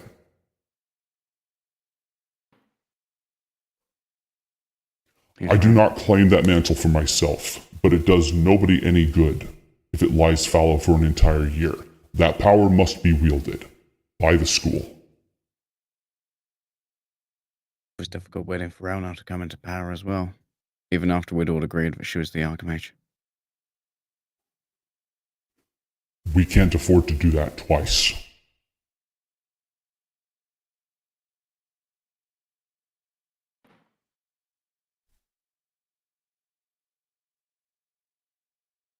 And what exactly have the diviners discovered? Is it the fact that she's dead, or the fact they can't find her, or what? Archmage Ika Elnau died yesterday in Onderwood.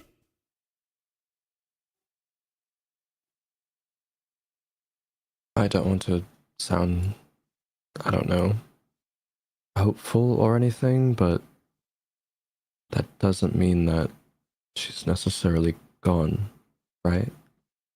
Even if she died? I mean, there's such things as resurrection magic even, or what we've done with Athalor. Like, there's other ways around just death.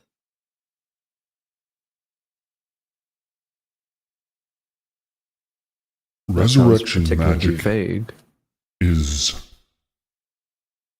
not what you may be led to believe. There is a reason it is not used.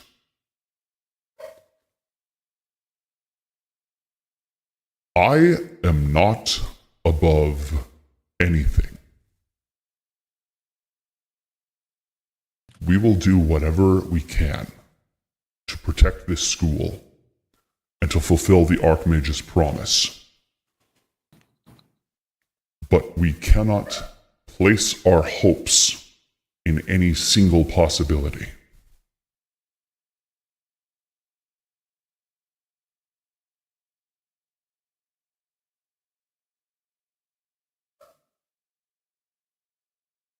Right. And we cannot depend on a slim hope for the well-being of this school, or our vengeance.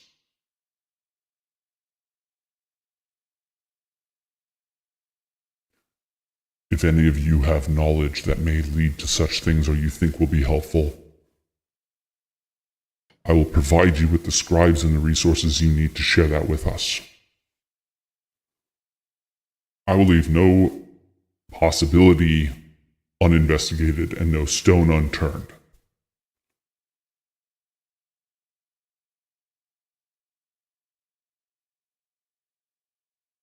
That is not the only reason that I called you here.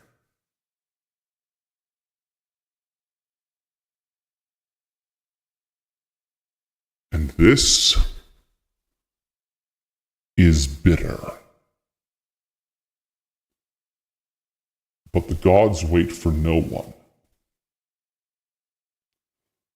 And especially now, I will leave no tool, no weapon, no ally untried. And the day of the four winds is still coming.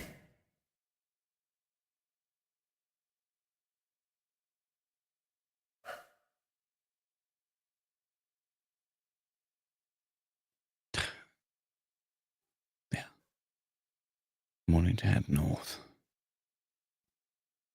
We have been assembling a plan.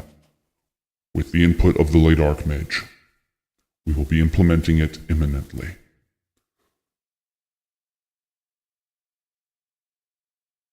I wish there was more time to grieve and to honor. But for now, I choose to honor Master Elnau through action. Can I insight check him? Absolutely. I want to see if he's actually grieving. Untermaler is pissed. He is deeply angry in a way you have never seen before. He has always been, he's the grand diplomat of the Academy. He has always been sort of slow and deliberate and calm. He is a minotaur. He is a fucking angry, raging minotaur. There is nothing he is happy about right now.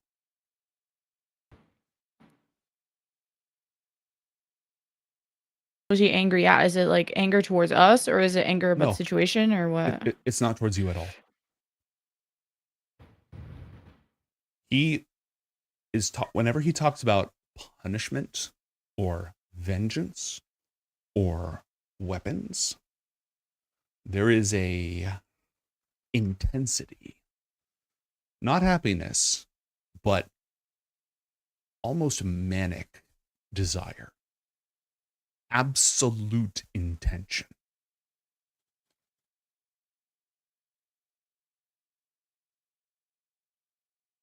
They've taken too much and paid too little. They have only begun to pay.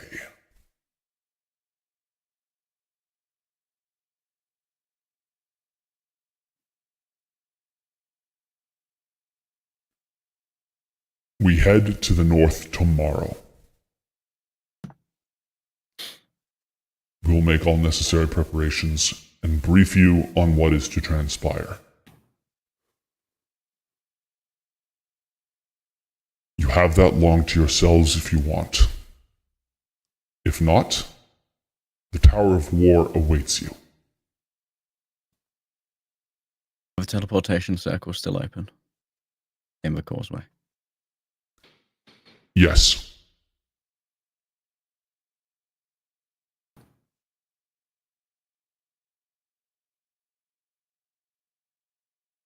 I'd like to bring one of our allies from Irelec to the north.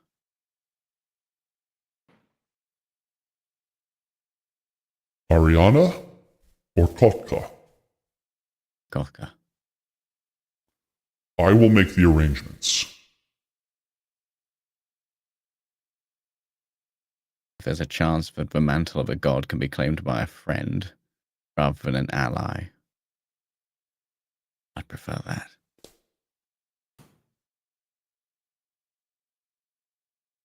Up until now, the discussion of the mantle has largely assumed it to be a wild thing, obeying, if any will other than its own, only its father.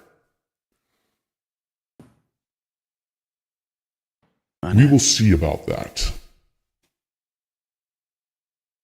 Make sure there's options.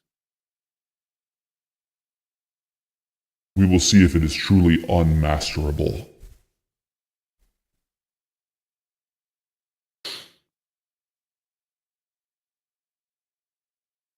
The agreement was to remake the mantle. So we shall. The mantle is a powerful weapon.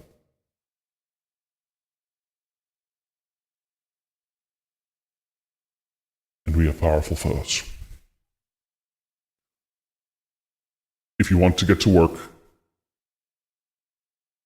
go to the Tower of War. If you need this time to steel yourselves, Take that time. We leave tomorrow in the darkness of morning. Go.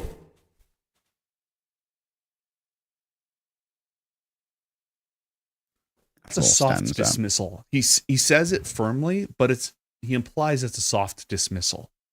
If there's something specific you want to talk about, he's in business mode and he is ready to talk about it. Otherwise, he's going to go get to work. Mason will stand up. She's like death staring him down because she's now convinced herself that they're not really looking for her. They don't really want to resurrect her because they just want the mantle, or they want to be Archmage, and she's just so fucking pissed right now, and just kind of sits a there. hand on her shoulder. She like flinches and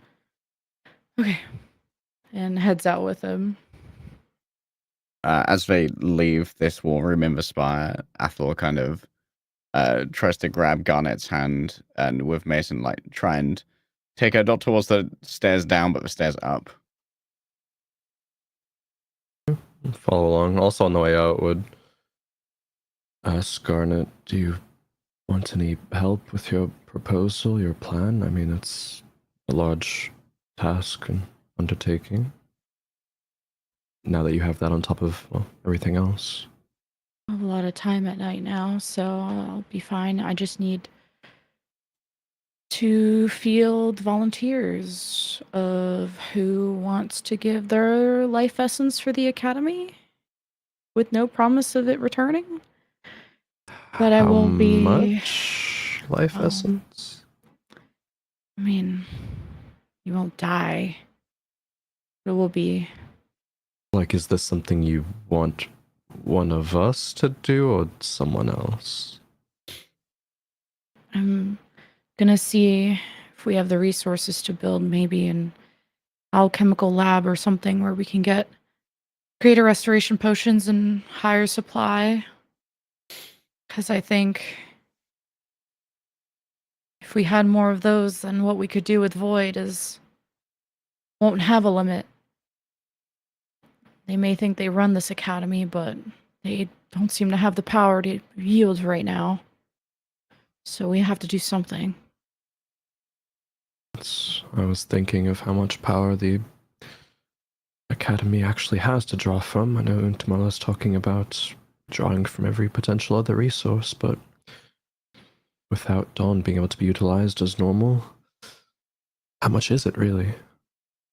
I mean, I won't know what the cost is, and I'd have to do some measurements and testing, but if there's any risk, I would never ask any of you to do it. Of course. There's only one reliable tool left for managing Dawn magic, and we've got it right now. The quill? Seems like it was either the quill, Ioth themselves, or the staff. And the staff's gone. I think you need to keep the quill hidden in case Alozarin gets wind of this and gets some big ideas. Can we put some kind of like protection rune on it or something? If someone tries to destroy it, it will, protect it or backfire in the aggressor's face, something like that. Spell, maybe? I don't know. I imagine that kind of defensive magic does exist. I don't know if it will take to such an item. True. Did Elnell ever show you, Garnet, how she accessed the Academy's stores with the staff? I don't think so. No. In my mind, the longer that she's gone, the harder she'll be to get back. I don't think she's coming back. I'd really like if we stop talking about it, because if they're not going to help us, it's not going to happen. I haven't put forward a good plan yet.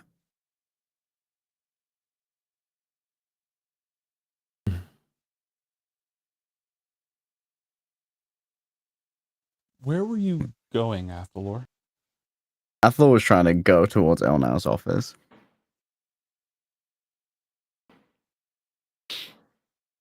I thought that might be the case. You can continue your conversation, but do Mason and Garnet go along? Yeah. Yep.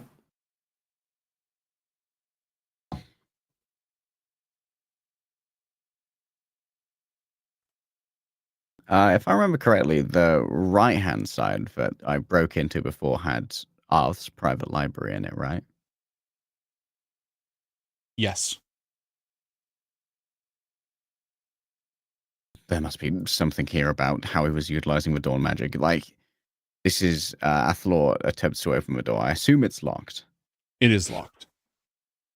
And it is arcane locked. Oh, would that not dispel upon her death? Let me see. Because if it would, then yes, it does. I'm just wondering if it's like she's alive somewhere. It just lasts until dispelled. Oh. Try to dispel magic. Let's see. Can you upcast that? She wouldn't have had time to do any high magic nonsense to boost it. Mm-hmm. I can upcast it to level whatever using elemental energy in the quill. Yeah, but she didn't have that. So I was seeing if you're able to dispel it or if she like hardened it. No, you'd be able to dispel that. If there's an answer for what dawn magic could achieve, then it's in here. I like your idea about an additional layer to the sphere. Let's make a fucking onion. You haven't been in here before? Once. I stole some shit. Oh. Okay.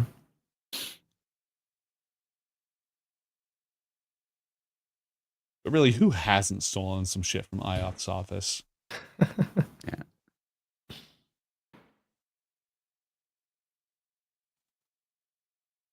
I didn't get time to do much reading last time as we were on a tight time frame. Just want to look around then? Find things about, what, dawn magic? Yeah. The possibilities that await.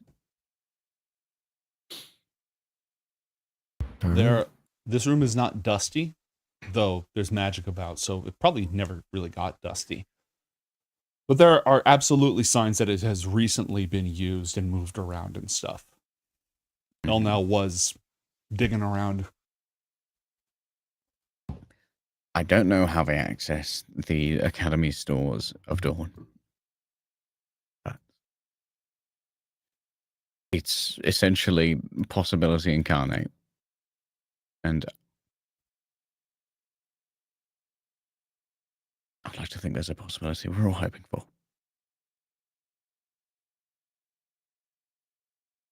Can we like investigation check and look around through And stuff? it's going to take a while. If you want to spend like the better part of the day in here, you can go ahead. Do some investigation checks and some things will pop up. Is that what all three of you want to do today? We don't all have to do it. I probably will send a sending to Lurk or use my sending stone to contact Lurkale and see what her progress is on this shadow blood or Vindor blood. Oh, she came back with it. What? She did? I thought she did last time. I remember She her was licking her fingers about Yeah. it, but I don't No. know if she had a vial of it. Shadow blood get. Shadow blood get. I don't think she's done the drop off, but we have seen her get it. Oh. Yeah. You get that update one way or another that she is on her way Oh, okay. with the goods.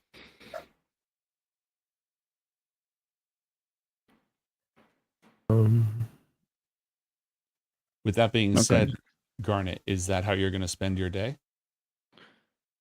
The what? Doing this or talking to Lurkale or? Are you going to spend your day going through Ioth's private library or no? Yeah, probably. Okay. And I'll stop by Cyrus's place later tonight. Okay. Investigation then. With disadvantage because you're tired.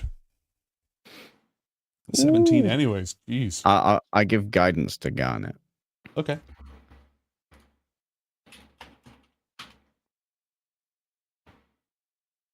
Oh, 21. Oh, hell yeah. All right. Athalor, is this where you had Tarsimor's notes from? Is this where you stole Tarsimor's notes? No, Tarsimor's notes we stole direct from a source. Okay. There are more notes here from Tarsimor. Confiscated ones. Confiscated notes. Things that were in Tarsimor Hall and not down in the vault. There are also Ioth's original notes on mirror magic and abjuration. You find does it note the rune? the rune is not in it. Instead, these are the schematics to create a mirror of life trapping.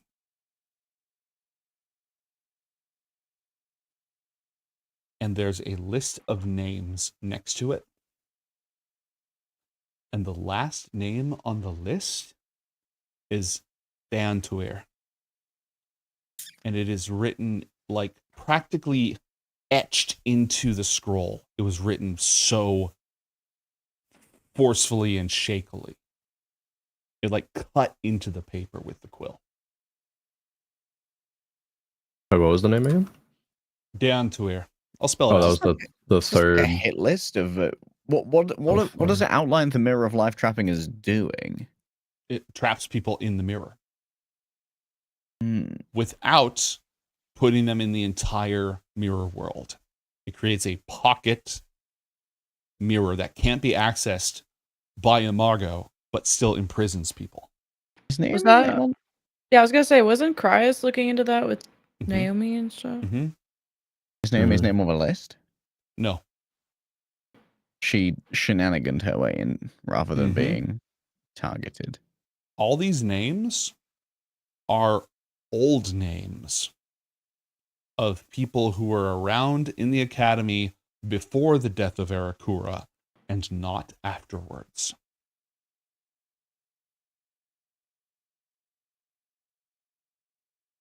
And he was specifically trying to find a way to imprison mirror clones and see if they could be rehabilitated. Oh. His research, it's wants going to his take a while buddy to go back. through.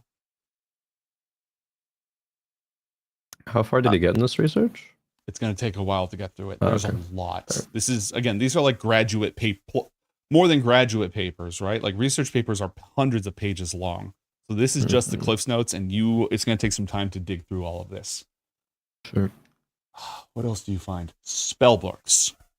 Lots and lots of spell books. Virtually every wizard spell you can think of, and many others that you haven't thought of, are in various spell books. Copies of backup spell books that are just like piled. Some are organized, some are not. Oh, There- is this Go ahead. Ioth's spellbook final _1 dot? Exactly. _1 _draft _fuck. So yeah, every wizard spell in the PHB and multiple other books, there is a copy of it here. There are several other books here, and Garnet, I would like you to roll 1d5, please.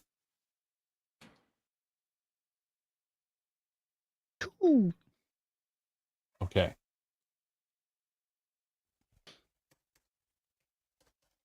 And then roll an Arcana check for me. Guidance. You're so arcane. Okay. You found an exercise manual. Great. It's all about coordination, balance exercises, stretches, limbering up. It is Roll 1d100, please. It is a conduit to God. Okay. It's latent, but it's unbelievably powerfully magic. It's real, not the strongest magical item you've ever seen, but super fucking strong magic. About exercising? Yeah. Yeah. This is a manual of quickness of action.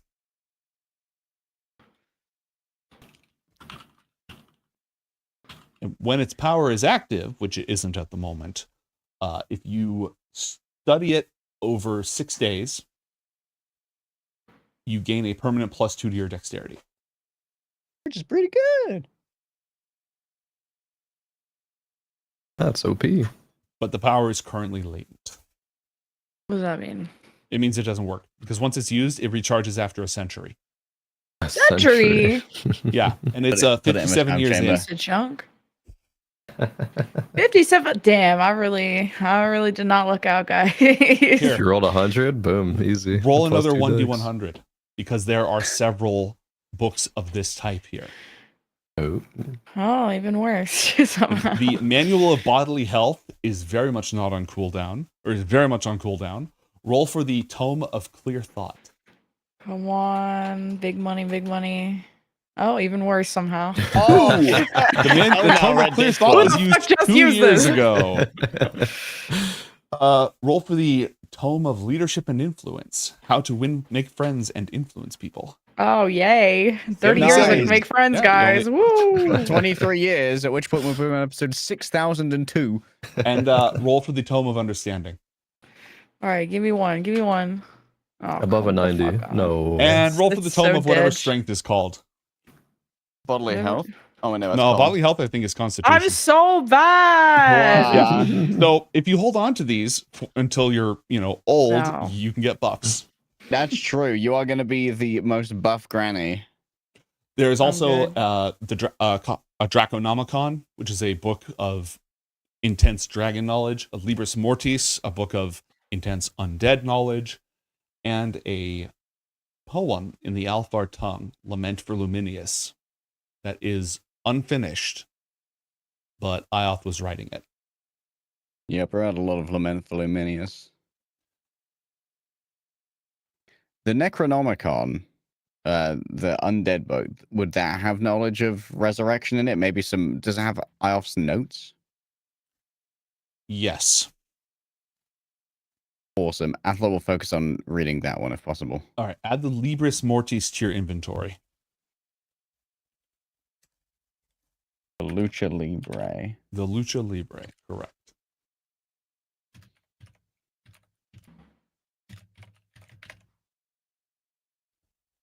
Libris Mortis. Okay, I had one letter wrong. There we go. And there's a ton of other notes in here. It will take you a long time to go through all of this, but you can focus your research on different areas. Yeah. It takes the better part of the day.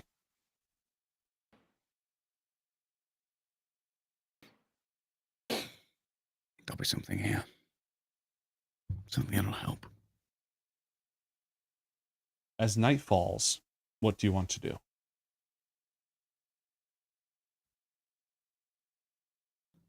Athalor might fall asleep reading in the chair here. Mm-hmm. As the the exhaustion is there. Is there anything else we need to get specifically for the north? We need stars. We've got the blood of Rialta. What is that in the alchemy lab? To clarify, this isn't the final ritual. This is just capturing a raging wind, which is one of the things you need for the ritual because it has to be done on the correct day. Yeah, they figured out a way to get a raging wind. And then we've got to get the light of the sky, which I assume we're probably just going to stand under a bunch of pricks. Yeah. What do you want to do in the evening? I think Mason will try to acquire some scrolls of detect magic. Okay. Yeah, you can get like 5 of those. Cool. Mason, there's a letter for you. When you go to the comment, when you from Oryx, it doesn't have a specific person on it. It's not from your mother's. It's from some Oryxian. It seems like it has the official seal of the dragon tribe, so it must be from leadership. Interesting. I'll take it back to his room, I guess, after everything's done, and then open it. Inside, in an unfamiliar hand, are the following words. Would you like to have her back?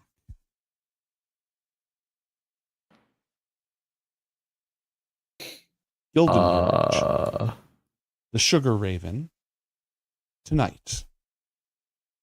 Just you, Mason. Go alone, return in peace. Go accompanied, return in pieces. What the fuck? Immediately sending stones, Ventisco. Hello, are you there? Yeah. She responds? Mm-hmm. Okay. Wait, who the fuck? Wait, what?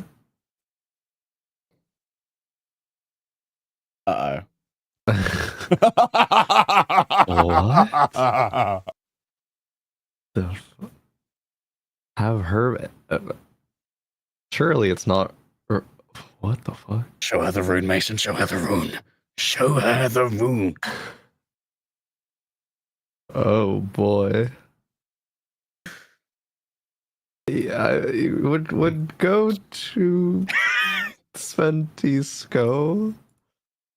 And just like, all right, we're going to the thing tomorrow. Just kind of fill her in. But am I going with I don't on know. that one?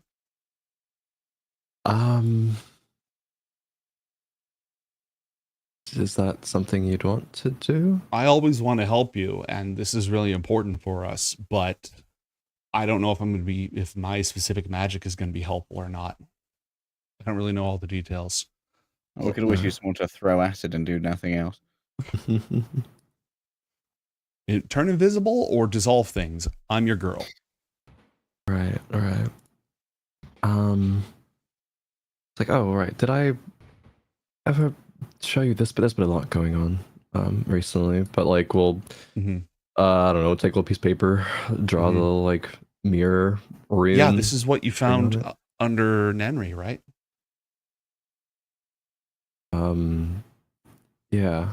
You told me when you got back. Right. It could help against the Mirror Keeper and mirror magic. Okay. The letter that I got, it didn't say that I couldn't like tell anybody. It just said like show up alone. Right? I posted the exact words in chat. Oh, you did. That is all I will say. Let me look. Take a gander. What the fuck?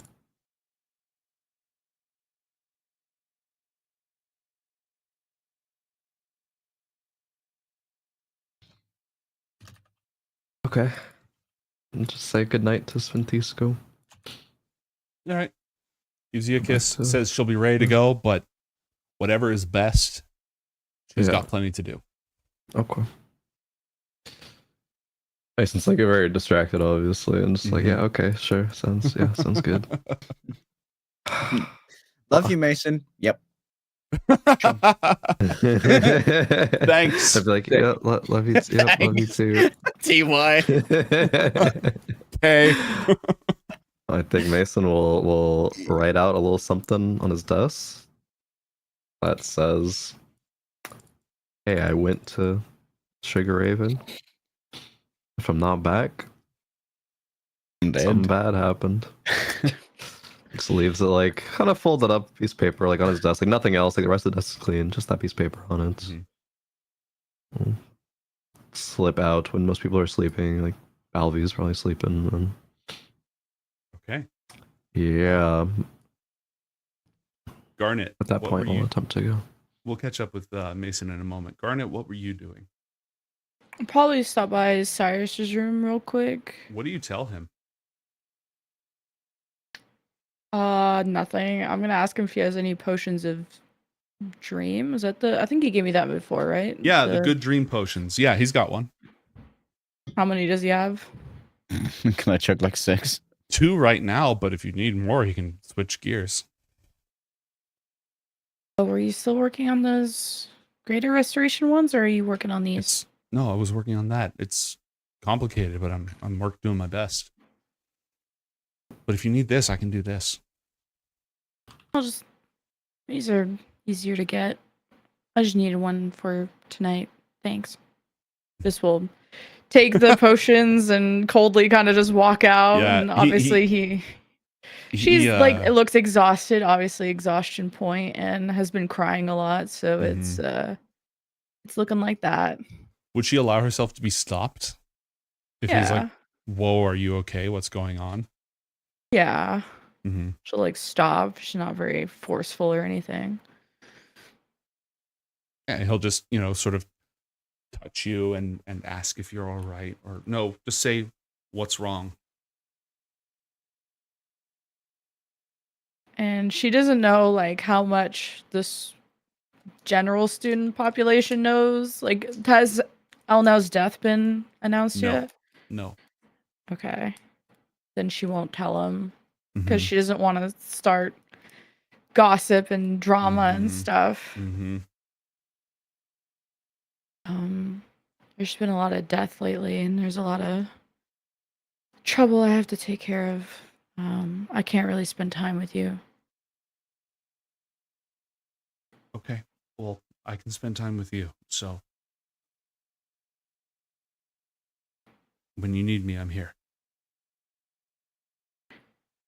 She kind of like shakes the potions, like, Mm-hmm. I'll be thinking of you. Kind of slightly smiles and walks out. All right. He lingers, clearly like, oh, something's wrong. What do I do? I only barely understand girls. Should I have stopped her?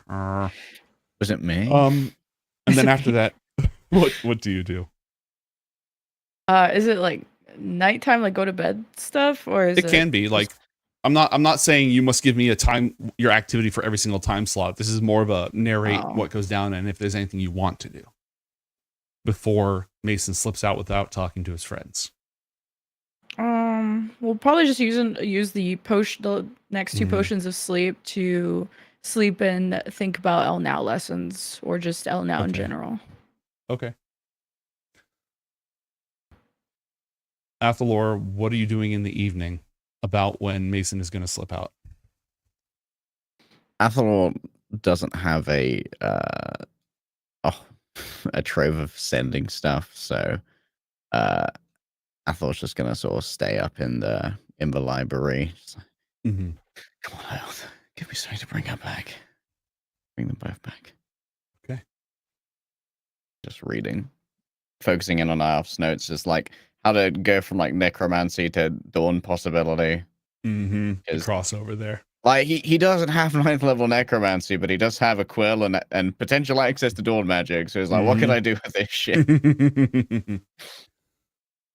Mason, you've slipped out of school plenty of times. The kids John got very good at it. You're able to do that without too much difficulty. And the Sugar Raven, I'm not going to say an upscale tavern, but it's definitely more of like a merchants and middle class and like a little bit more elevated than some of the more rustic, homey places that communities gather. Right. I would also probably go in there and like go into Guild Verge, like being alter self, just looking very generic as a member of Guild and Verge, who would like, I guess, be going into places like this if it's like a little bit more upscale. So like a merchant sort of person? Generic merchant person. Okay. And just like, go in, survey the room. Doesn't really expect to like say anything very like obvious, but just wants to like scope out the area first. I guess. Okay. It's night. The place is busy. It's very, very populated right now. There's a lot of people here. People are eating. People are drinking. They make sweets. They specialize in like sweet drinks and crystallized sugar sculptures. It's, they have fancier stuff in Onderud, like Onderud sugar sculpture. They do everything intense. So it's not you've seen greater wonders, but it's kind of a neat thing that they do here. Okay. Yeah, I mean, if nothing looks specifically off, which I mean, didn't really expect, then at some point, like 5-10 minutes later, would like go like use the restroom on Altar's Health and then walk back in as Mason. Okay. And just like take a seat somewhere and okay, just kind of sit and wait. Not long after, a server approaches you and says, "Excuse me, young sir, that order that you placed, it's all ready to go for you in the cellar." Right. Thank you. And then slowly gets up and realizes he doesn't know the way to the cellar. And it's like, in what direction? Oh, right around this way. What's that? And they'll take you outside and around the back of the building and open the cellar doors, which are not locked. And Do they have any kind of lock on it? There's a chain wrapped around them, and there's like a lock there, but it's not locked at the moment. It's actually open because it's a busy night, so they're bringing like food and stuff in and out. They have been. When you are back there, you don't see anyone coming or going. Okay. Just down here, then? Yes. We should have it all labeled up for you so you can sort through and make sure everything's there. Doesn't say anything and just takes a deep breath and walks down. Okay.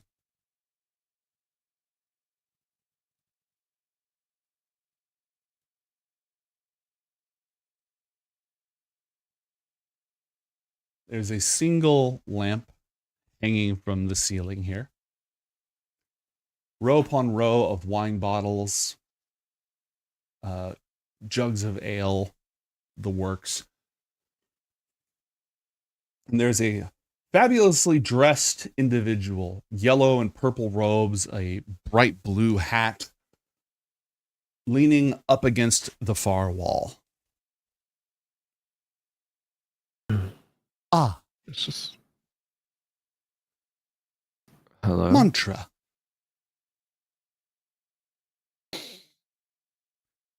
Yeah? Do I recognize this person at all? You've never seen this person in your life. I just kind of nod to them and continue forward. Are there like, there's other people around? Like there's workers? There's a few Okay. people around. You can kind of hear them going through things and just picking things up, looking through them. I guess I'll walk over to him and say, "How do you know my name?" You are known to us since birth. Always we have known you. Because of my lineage? For many reasons. I don't suppose this conversation will shine some light onto those reasons, would they? Perhaps.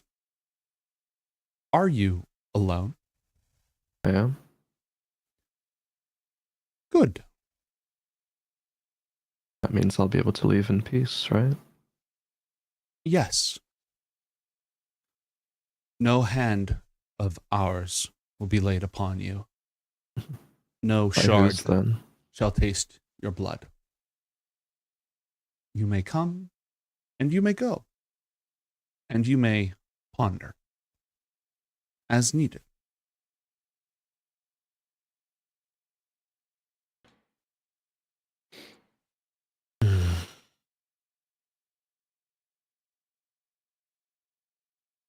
Just kind of shakes his head to himself and then, like, is this person like gesturing to go anywhere? Or Nope.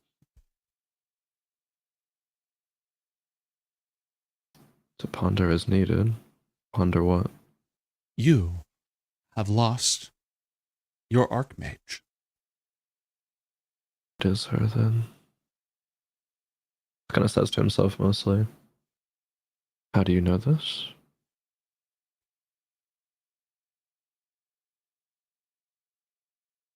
Ours were there when she perished. Are you a mirror clone? No. I am of Imago. But I am a reflection of none. Of Imago, reflection of none.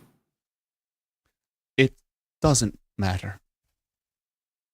Irrelevant. Right. Where is Astral now then? Archmage? Hell no. Destroyed. Utterly. And how would you bring her back?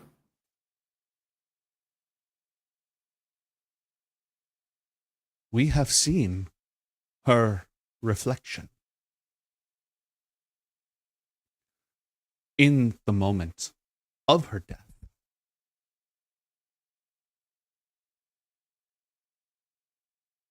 We could restore this. How? By Imago's will.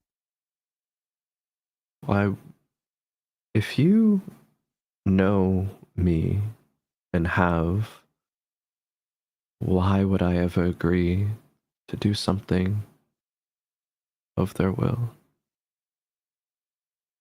Because her reflection would be free.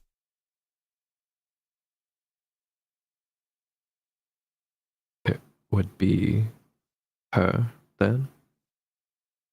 Or Who's to say? The Archmage is dead. so it would not be her. It would be her reflection. Absolute. Captured at the very moment of her destruction. Identical in every way. Every way? In all ways that are possible. And Like insight check that specifically. Sure. I'm going to show you my D20 roll, but I am not going to show you my modifier. So. 21. You have been granted a Fortune's Father dice that is a D8 if you would like to amplify this result. I would. Okay. 23. Oh, this is a hard person to get a read on. They seem entirely earnest and honest.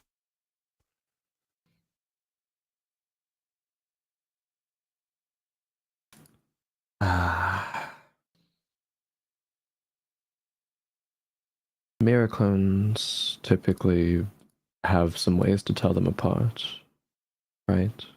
Yes. And you're saying that Elna would not be subject to these changes? Oh. The silver light would show her and what she is. Her strong hand would become weak, and her weak hand strong. Right. So the typical changes. No. She would be free.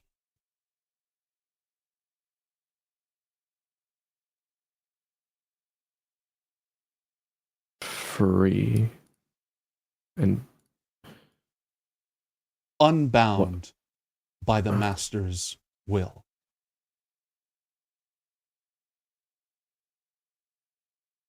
Subject to none but herself. Heedless of Imago's orders. Why would he do this? Why would he grant this? In exchange. For what? You.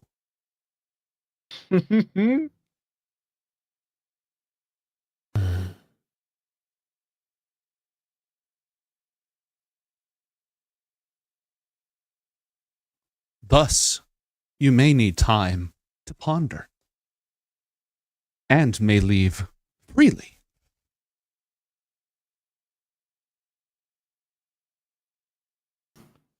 The master's memory is forever.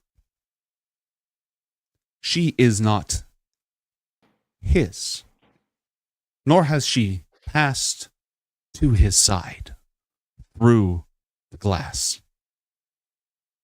But her image, in perfection, gleams in his eye and can be made real. Why even make a deal then? I'm right here. You could just take me if you wanted. That I give something back. is not what he asks. Why, it doesn't make sense. No reflection of you, mirror born, but you, yourself, in flesh. To do what with? Fulfill his vision.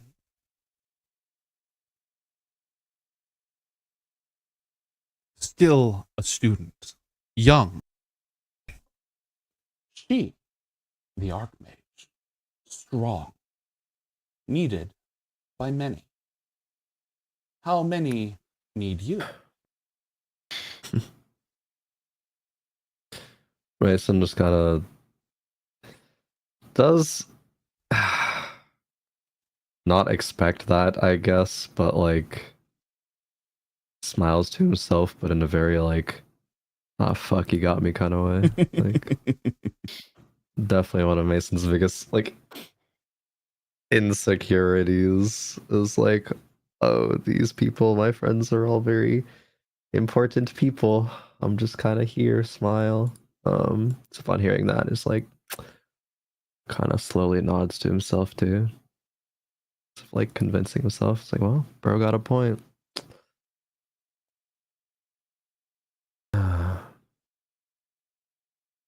You know of the situation at the academy then?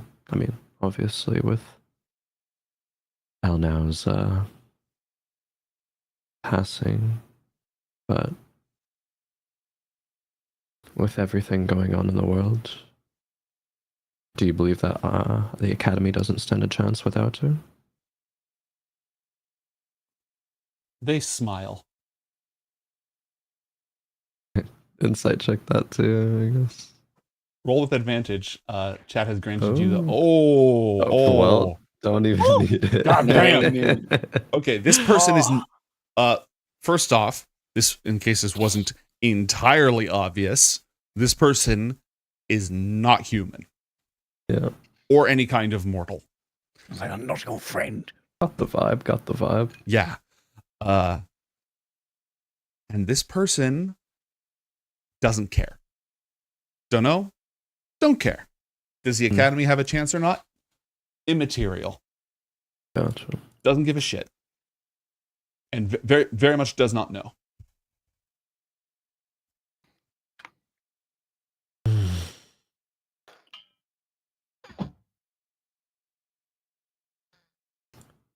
Well, as you expect, I will need time. We have always known you. Of course. Take your time. Mantra.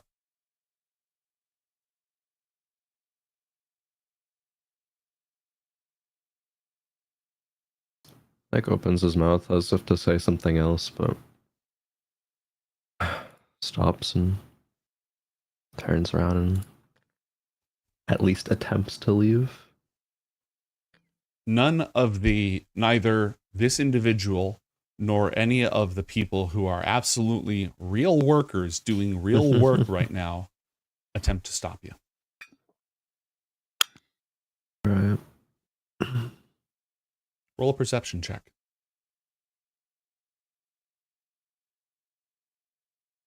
Perception. 11. I'll lucky dice that, I suppose. Okay.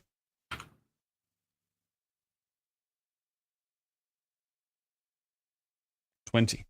20. On your way home,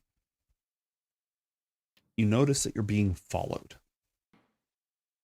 By whom or what? A couple of muggers. People who are taking advantage of those who are in dire times. Stop profiling, Mantra. These inner city kids. Yeah, if they treat it that way, I guess I'll just try to like duck behind a corner and greater invisibility. Okay, roll a stealth check.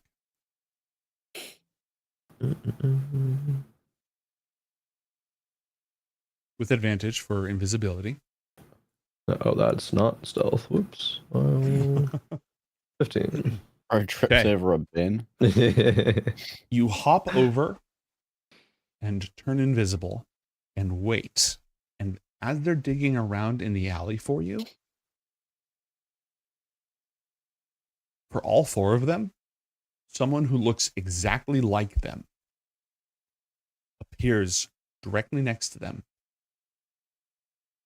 and slits their throats. Roll a perception check with disadvantage because it's dark. Unless you have dark vision. You have dark vision? You're tiefling. I do have dark vision. Dim yes. light is bright light. Roll a perception check. No, you know what? Have it for free.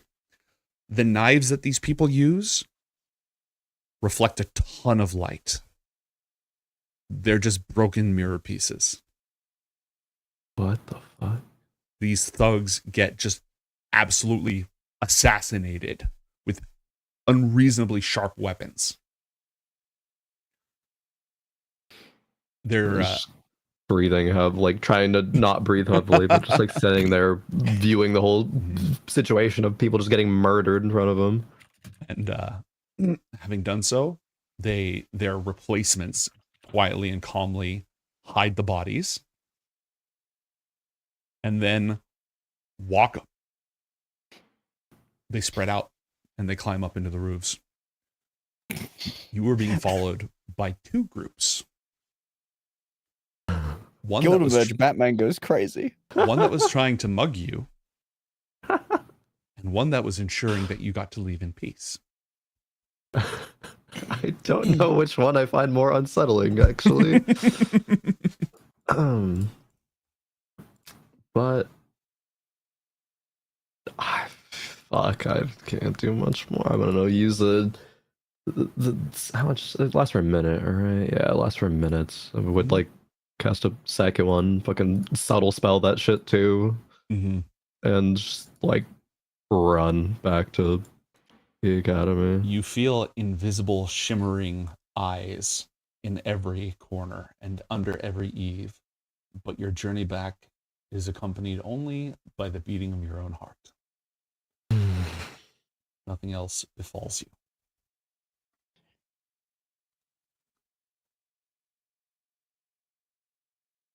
You get any sleep that night? Fuck no.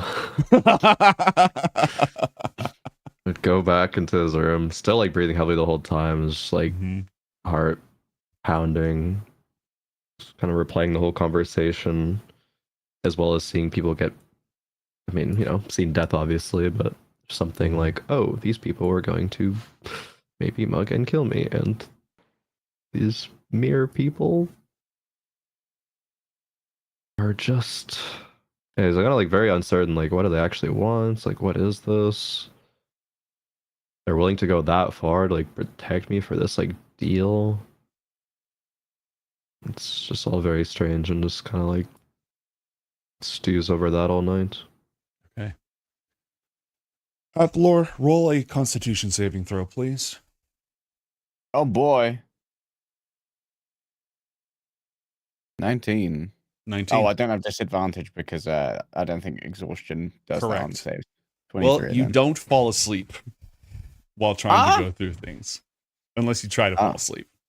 I mean, it falls asleep at an appropriate time. Okay, if you are not pulling another all-nighter, then you may fall asleep. If you were pulling an all-nighter, that was a save to pull an all-nighter. No. Like, Athalor's going to try and get a little bit of sleep before heading north. But it's just gonna end up sleeping in the library with like this book on his lap. Okay. The following morning, early in the morning, at like 3 a.m., you each receive a sending spell telling you to gather your things and report to the spire. From who? Untermuller. He said early in the morning was, he said the darkness of the morning was when you were doing this.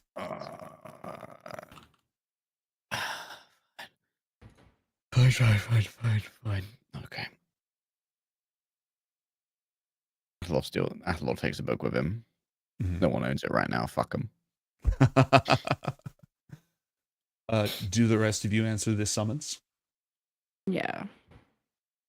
After a bit of time, yeah. Like not super long. They're on to me. Are you with them? Would show up a little bit late. Pops back to Tossamore Hall to unshitify himself before returning to the spire. Press to gussy up. Yeah, as much as one can. There's no makeup enough for grief.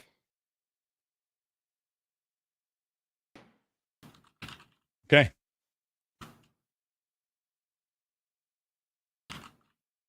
Puabi, Sig, the whole, well, yeah. Tana, you come with too. Boop.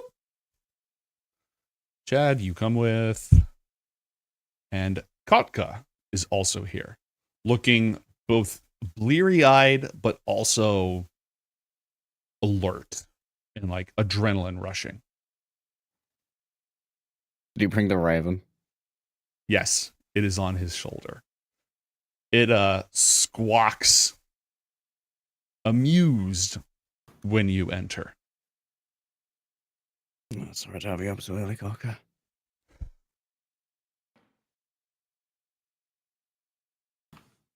It's not too early. I mean, I'm glad to have you on an adventure. Athalor, Mason, Garnet. He clearly has no idea what the lot of you have been through recently. You notice that all of those gathered are wearing heavy coats, like winter coats, furs, and all the works. And they have some sized for each of you as well, along with a couple of stones that function as enchanted hand warmers, so that your APM doesn't go down. Mason's very visibly distracted, but it's like, oh, I could kind of like slowly follows the motions of everyone else and getting this gear and putting on everything.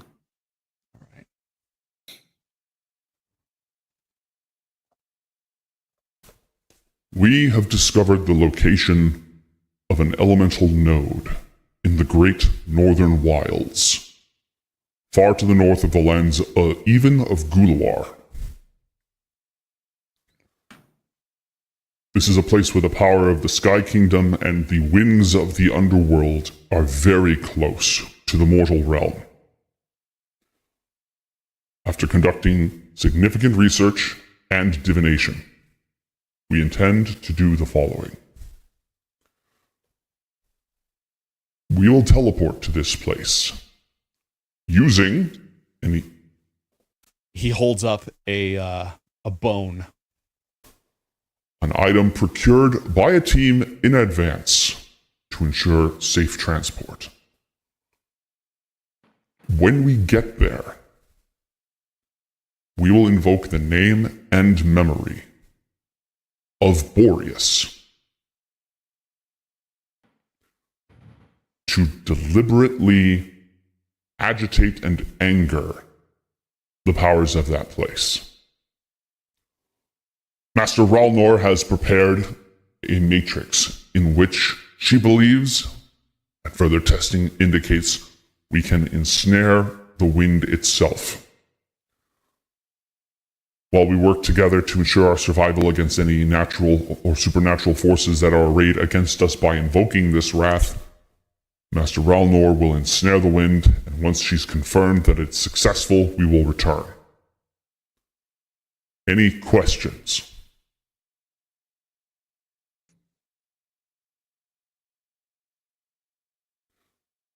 We leave in half an hour. Tea is being brought. And like almost immediately someone comes in, a caretaker comes in with just like rations of hot steaming tea to wake everybody up and keep everyone warm. Oh, good. Garnet and Athalor, roll insight checks, please.